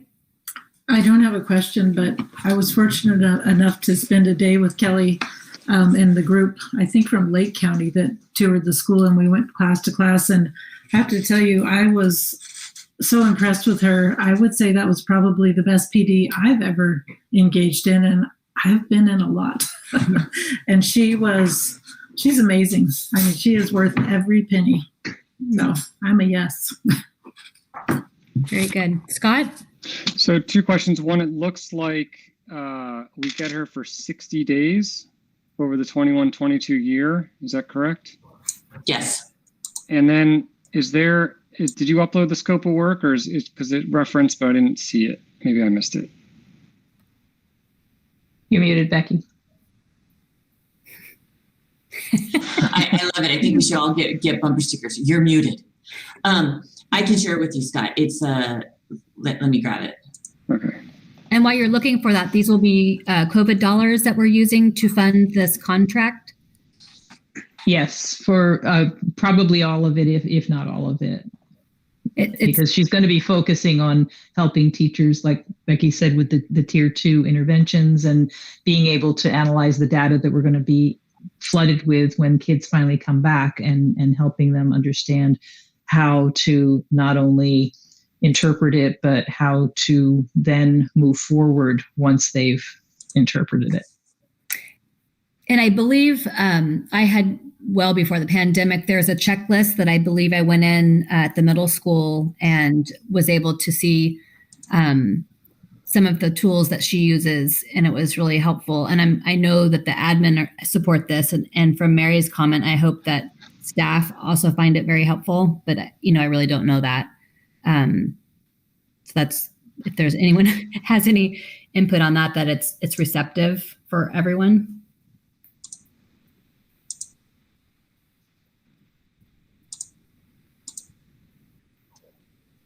Oh, I'm sorry, Kathy. I just wanted to ask, similar to what I asked earlier, is that I'm assuming that the staff is as well receptive to her. I don't want to bring up bad things, but there was a few years ago that the staff was not happy with the direction that the district was going. So I haven't heard of bad things. So I'm assuming that means the staff. We've actually had teachers ask for more time with Kelly. So that's been positive. So I'm just showing you this. This is what we have.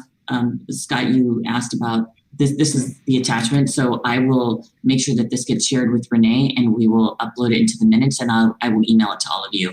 So she talks about her high quality systems for teaching and learning. It goes into the organization of how she works with our teachers and with our students.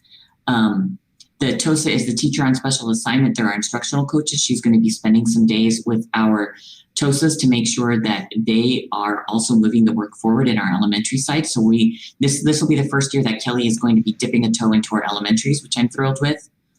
The student engagement session is something that I touched on. She's going to do a boot camp in the summer for our teachers who are new, who've never worked with Kelly before. We'll be offering DCEC units for that. That'll be 4 days. The data analysis, we do a great job of collecting data. We need to do a better job of applying that data. So she'll be working with that. And then the tier 2 training, when we talk about tier 2, that's interventions. So tier 1 is everyone is teaching, everyone is learning that core instruction. And tier 2 is when we start figuring out, okay, who didn't get it? Who do I need to spend a little bit more time with? So she's going to be helping our teachers with that, plus active engagement.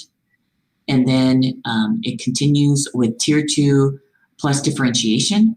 How do we make it so that we can address all the needs of the learners in our group? And then she's going to be working with the leadership, meaning the admin, on helping us to make sure that we know what we're looking at, what we're looking for when we go in for formal observations and when we're working with teachers to help support them best. And then we're going to come up with those 60 days and a plan. So, and then the proposal. So I will make sure that Renee gets this into the minutes and that this also gets shared with you. Are there any other questions? Well, I just think this is great because when I ask what the district's going to do next year to help deal with this year, I think this is a direct answer. So I just wonder, is 60 days enough? So one of the things we talked about, I actually asked her for more days, and she said, Becky, let's start here. She said, if we don't use them all, then she says she's not going to charge us. She only charges us for the days that we use. And then the idea of helping the leadership team and the TOSAs get trained up is so that we can start supporting ourselves in this work. So I think we've got a good plan moving forward. It's a lot of days. Mm-hmm. The other hard part is that we need to be able to try and do a lot of this with a minimum number of substitute teachers. We are going to have to rebuild our substitute teacher program. Yeah. Well, our staff. Yeah. Mm-hmm. So we're trying to do this with the minimum number of subs as possible to keep our kids with their teachers. So I'm excited. I think this is a good plan. We are definitely going to work hard. I think it has huge potential. Thank you. May I have a motion? Mary? I would happily move to approve item 5.6, contract for professional development services with Kelly Smith. And a second? I'll second. Yep. Very good. Roll call. Trustee Paoli? Yes. Trustee Makla? Yes. Trustee Schneider? Yes. Trustee Madsen? Yes. Trustee Babcock? Yes. Thank you. Motion carries. Thank you. Thank you very much for finding this very smart lady. It's awesome. The next item on the agenda is Citizens Oversight Committee, 5.7. So we need the board to appoint the people who have applied to be on the Citizens Oversight Committee. We need to start having meetings. There are 4 people who have expressed interest. I still need 3 more. If anybody knows anybody that they can pull out of the woodwork. This group does cover a wide swath of the required groups that we're supposed to have on it. And they're at least, well, one of them has been on a Citizens Oversight Committee before. 2 of them have worked in city government in one form or another, and so they're familiar with the what's going on here. And the other is a very interested parent and who has also been involved in a lot of things. So I think this is a good group of people to start with, and hopefully we'll be able to find 3 more. Do we know what's the remainder 3, what that looks like for their industry or their background? Not off the top of my head. Okay. and at this point, it's not really critical. Right. I mean, it's nice to have all of those groups covered, but it's not absolutely essential. I mean, the last time we formed one of these, it changed several times over the years. I was on it in the beginning. And then, people came in and out of it. So it was hard to get a balanced group that covered all of the groups, because one of them is a member of a taxpayer agency or something, and we don't even have a branch of that here. So it's really difficult to cover all of the bases. Okay. Great candidates. It's nice to see former public servants back at it again. Are there any questions from the board? Gary, did you want to make a motion or have a comment? Both. Yeah, we had a great start to a group of people that are well known to all of us, I think. So I will make a motion that we approve item number 5.7, Citizens Oversight Committee. And I'll second. Very good. Roll call, please, for the appointments. Trustee Paoli, Yes. Trustee Mattson, Yes. Trustee Babcock, Yes. Trustee Schneider, Yes. Trustee Makala. Yes. Thank you. Motion carries. Very good. And that ends our action items this evening. So now we're moving on to discussion items. So 6.1 is the Local Control Accountability Plan 2021-22 update. Superintendent Walker.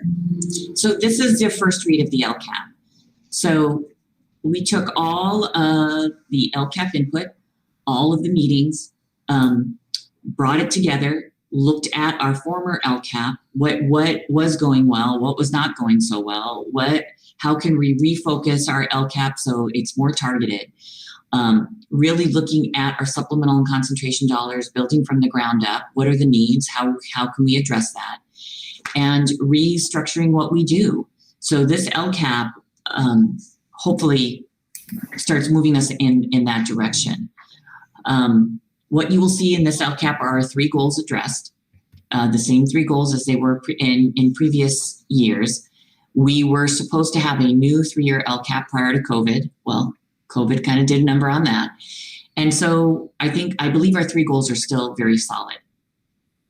One of the things that I appreciate about our LCAP is that because our 3 goals transcend all of our site plans, you can see a maturation with how that goal is achieved through the years. How Redwood begins the goal, how Dana Gray carries it, and so does Fort Bragg Middle School, and then how we end the goal at Alted and Fort Bragg High School. So I appreciate the fact that we've got our teams on a path that unifies us through our LCAP. So I know it's a beefy document. Tell me what your questions are. If you'd like highlights. Yes, Scott. So again, just a clarifying question. So and this is really just for people that watch this or listen to this. So this is a 3-year plan, but it says 21-22. So can you explain that? So what's the plan for next year? So as part of the 3-year plan, right? Where do we want to be at the end of 3 years? And then what are we doing next year to get closer to that? So that's why it says 21-22. This is going to be the base for our LCAP for the next 3 years. For the plan summary, It's saying, what are we doing next year? Okay, very targeted. What are we doing next year?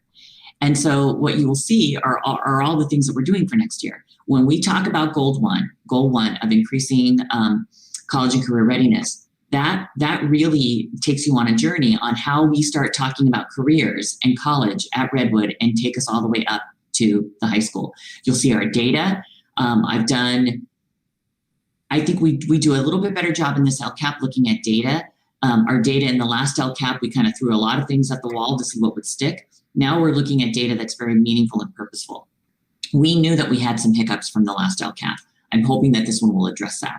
We've had some issues in calculating our data. I'm hoping that we can address that. And I discussed this throughout the plan. So with college and career readiness, our goal, our end game is that when our kiddos leave Fort Bragg High School, leave alt ed, that they are prepared by the state guidelines so that our college and career indicator on our dashboard will show significant improvement over 3 years. And I know we can do that. We haven't been collecting our data well. Each year we've had some kind of hiccup. We didn't get our biliterate seals, our biliterate diplomas into our college and career readiness data. So we lost that. We lost a whole year of freshmen because of COVID. There are many things that we haven't done well. We will improve upon that. I'm excited about our career and college specialists. I'm super excited about our bilingual family liaisons. I think we are moving in the right direction. So for college and career, I think we have lots of growth. And I think we're going to move and plow forward with that. It looked like there was a question. Yes. Just a comment. This is just in the general information that's kind of, it's been molded throughout the years, but I really like the paragraph you have about, it says, our students are not only supported by the outstanding staff at each school, they are also supported through the thriving parent and booster clubs throughout the district. These parent-sponsored organizations raise thousands of dollars each year to support extracurricular activities at our schools. We are fortunate to live in a community that prioritizes the needs of our children to support their development into adulthood. Fort Bragg truly is the village that supports the many facets of raising our community's youth. I mean, that just replicates, I feel like, what our district has going for us. And then at the top, this has always kind of hit me in the gut a little bit. It says with tourism and illegal marijuana cultivation, two industries that severely limit our prospects. I always like to, showcase the positive, and maybe that I don't have the statistics to know how much population that is for our economy in our local town, but I do know we have some big employers like the Adventist Health, City of Fort Bragg. We have a lot of service careers like plumbers, food industry, lodging, accounting, contractors, mechanics. I just like to see, I would like to know more like from the city, because you have a good relationship with the city, to see if that's still a valid sentence that we want to have in our LCAP. I mean, that's just something that I've not ignored, but just thought, I don't know. I don't know if that's the flair, but it'd be interesting just to know if we can flip it another way. And this is our first read. So if we want that out, like if you don't even want it mentioned, we can take it out. Well, if that is really the numbers, I mean, then it's valid, but I personally don't know that. And it feels like we have a lot of other big, industries in town. But maybe that is the top two. I don't know, of being it kind of just flares as focusing on the lack of, when we have a lot to focus on. That's really positive. That's just a comment. And then further, Wendy, you might want to say something. And then further in, I just wanted a clarification on what was really different about this one was just having the sports attendance, that being part of our one of the goals at the end. That's one of the actions. It's one of the actions. Right. And one thing to kind of address Scott's question a little bit, this template is completely redesigned from the prior years, and it's not requiring us to guess 2 years out if we're going to be doing the same thing and what that might cost. So it will build each year to the third year, and we'll review it each year to update what we actually did do. So that's why the first year with this new presentation, the way it is, it only has the 1 year of things. Thank you. I really like the new template, by the way, just from. Yeah, I actually do too. And there is a place where you're looking at the actions where it says you can, it says time frame, and most of the things we have are ongoing. There are a couple that are single year, but I think for the most part, we're anticipating that they're going to be ongoing. Kathy? I just hope that the families and students really get this, see this document and see that their input really did hit the paper. Becky, I know that we've been pounding for years to have have these meetings and to get the input, and you did it and you got it. And the ideas were great. It wasn't, your example of underwater basket weaving, there are things that really will help a lot of students. And I said that a couple meetings ago, that I really appreciate that there weren't parents giving you suggestions just for, their kids or a very small group of students. They were ideas that were helping a really large cross-section of students. And I really appreciate that I think you build the better mousetrap, or whatever that saying goes. And I think people are understanding that what these tools are used for, and that there is a reason, and it's not just to fill in a box. And I hope that gets back to them, that you heard them, and it's in the plan. So thank you for that. And I don't know how to get that out to the public, but it has come full circle, and I really appreciate the authenticity and the end product of that. So thank you.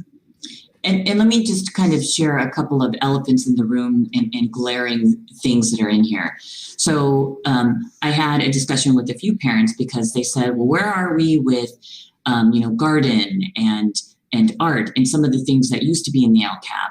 I have to tell you, I don't believe that we appropriately place those in the LCAP. We put them there, but if they're in the LCAP, they have to serve a purpose. If they're serving a purpose to give kids extra things, then that's great. But does it serve helping our students achieve gains in their academics, gains in their college and career readiness, improving the school culture? And we can say, yes, that does lend itself to school culture. One of the things that we need to look at as we're moving forward is, I have no problem adding those things back into the LCAP, none at all. What we need to do is be more creative in how we present those. So for instance, we have to maximize our time with our teachers on campus. We absolutely have to, meaning that when we have kiddos on campus, we have to maximize that credentialed teacher time. So if we add things back into the LCAP that would add in some kind of special, like we talk about at the elementaries, then we need to structure that differently. It's going to have to be something to the effect where we use that special to provide tier 2 intervention time for our teachers. Meaning, half of if I'm a 4th grade teacher, and let's say Mary Makela is a 4th grade teacher, then half of our kids are going to go to that special, and we're going to go back to our classroom with our other half of our students to provide some tier 2 time. So if we're going to put it in the LCAP and we're going to fund it with supplemental and concentration money, then it needs to be funded appropriately to show how those funds are being accessed and used to help our students improve in whatever the goals are.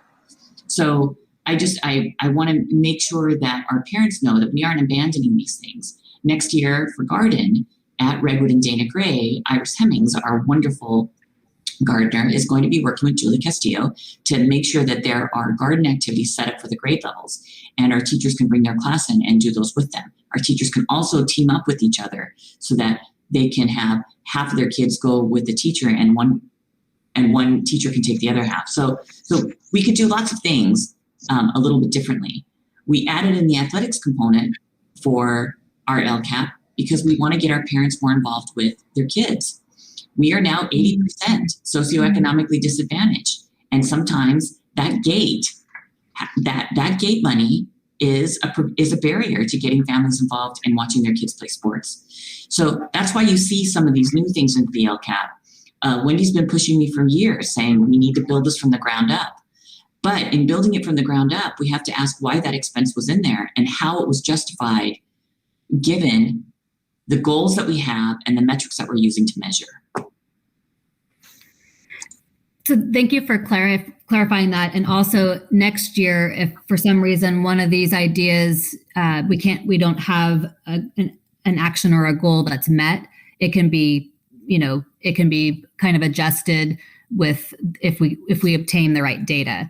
So like, for instance, the athletics, that's really kind of the cost of all the officials. Is that really, I mean, that gate money pays for officials and some other things, and that's the number you came up with? Or how do you calculate that dollar amount for that action item? It's an estimate of the total cost of officials, coaches, the all of the things that go into athletics, the supplies, the transportation, the refurbishing of football helmets.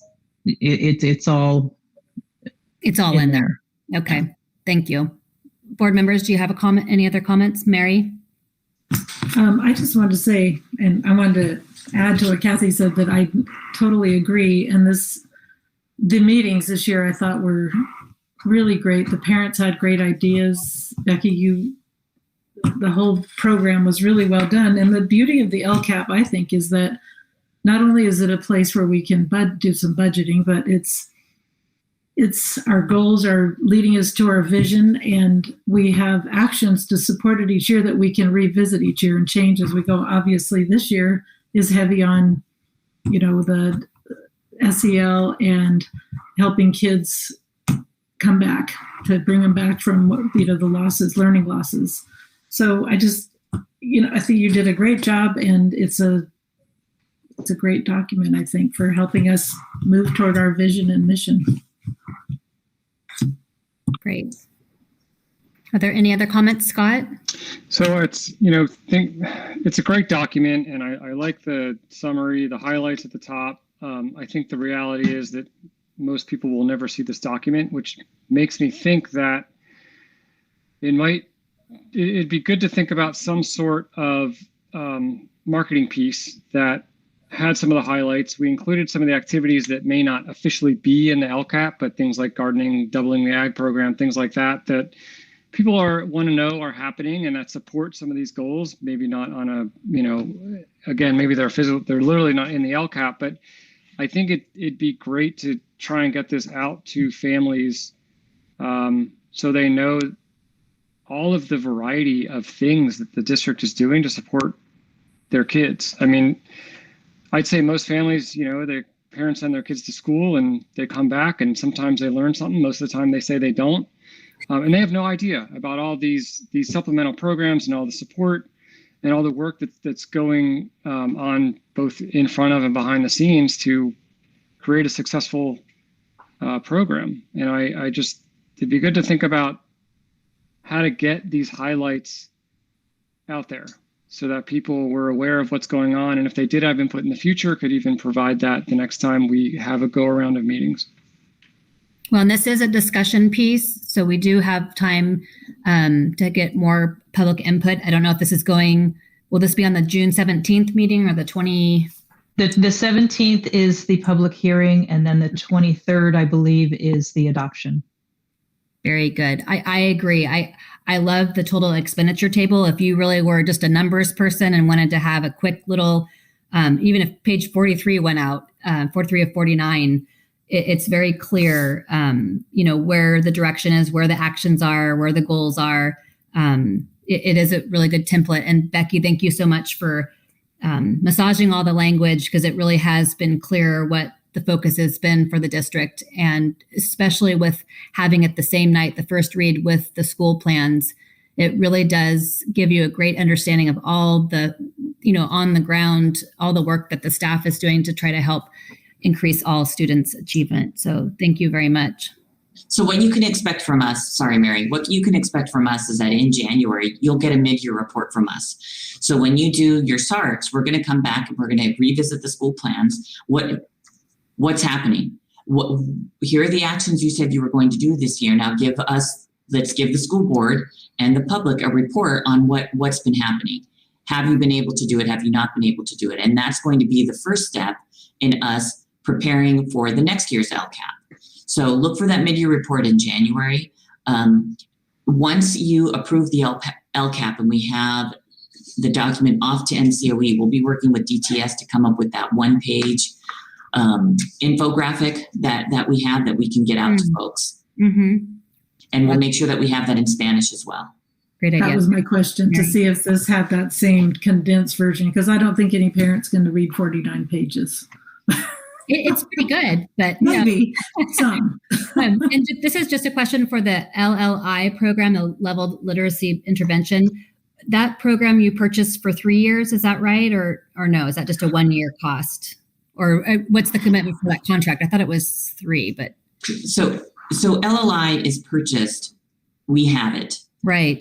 We've allocated funds to be able to get the consumables and other PD for the next ongoing years.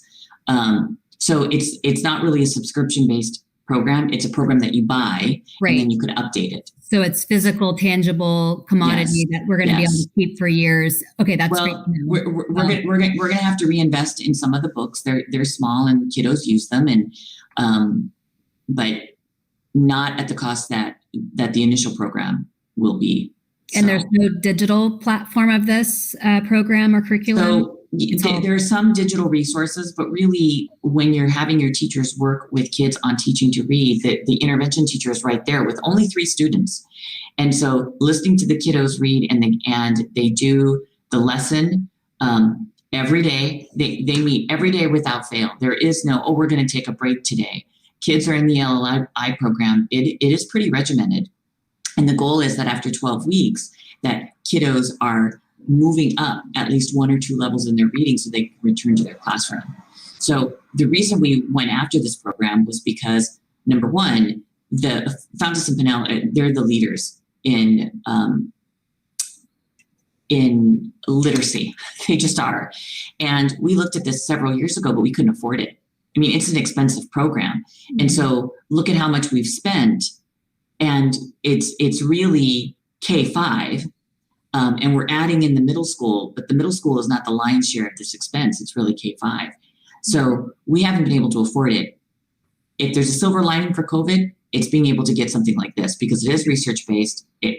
We are going to use it to fidelity, and I'm excited with the teachers who have jumped on board to lead the charge with this because it's not about having a whole bunch of aides. It's about having credentialed teachers in there doing the education. Our aides are fabulous. They are wonderful. We need them for many things. When it comes to this level of Tier 3 reading support, we need a credentialed teacher in with our neediest kids to move them forward.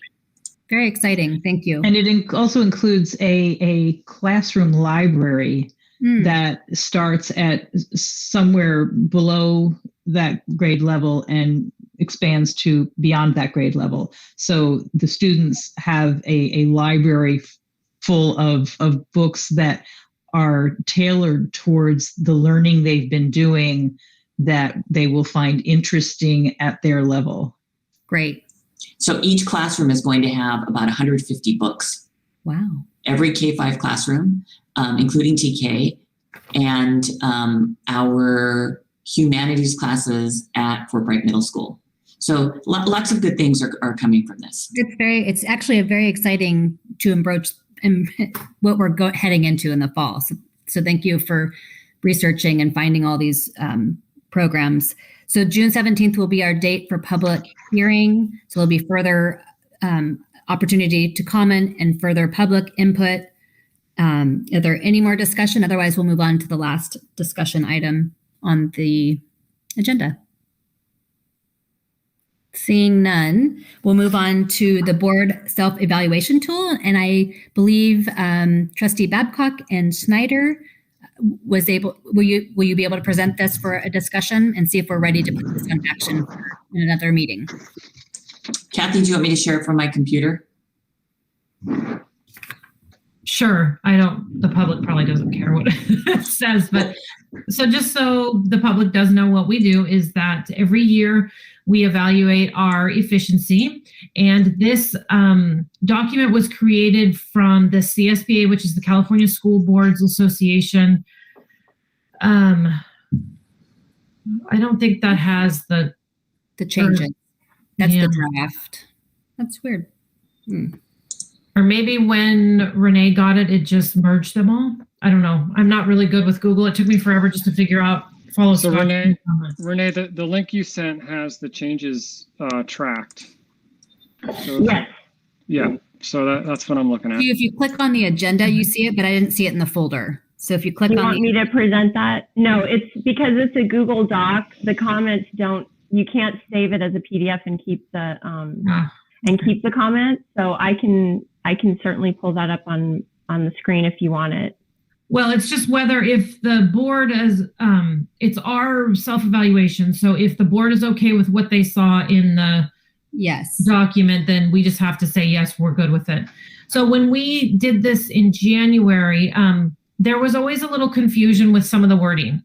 And so Scott and I made, a little subcommittee, and we both reviewed it and tried to make it more user-friendly when we come to it again in next January. And so here it is. Great. I actually did review it, and I think you did clean up the language so that it reads more clearly. And then I know I made the comment, I don't really like the almost always, often, less often, rarely, because I get hung up on those words, but that really is CSBA's recommendation. And so they probably know better than I do, but I just know that I do fall into both a couple of those boxes because I'm getting hung up on the word. So I can always put 1, 2, 3, 4, 5 in my head and know that when I'm answering for next year. But if anyone has any proposed revisions, if there are none, then we'll just put this on the agenda for maybe the 17th for next month and just have it be ready for our next year. Are there any other, Mary? I just want to say thank you guys for doing that. It looks way better. I like it much more. So I think it'll serve us much better. Thanks. Great. Yeah, thank you for doing the work in the detail. So that comes to the conclusion of our meeting, and we don't have any other items on the agenda, so we can't really discuss anything further, but we will have our next meeting June 17th. And may I have a motion to adjourn? Yeah, thanks for covering for me, Mary, the other night. Motion to adjourn. Yes, and a second? I'll second. Very good. And I don't think I see any objections. Very good. So moved. Good night. Thank you, everyone, for your efforts, and see you in a few weeks. Yeah. Thank you, Nate. Also, thank you, folks. Have a good night. Thank you, Nate. Thank you.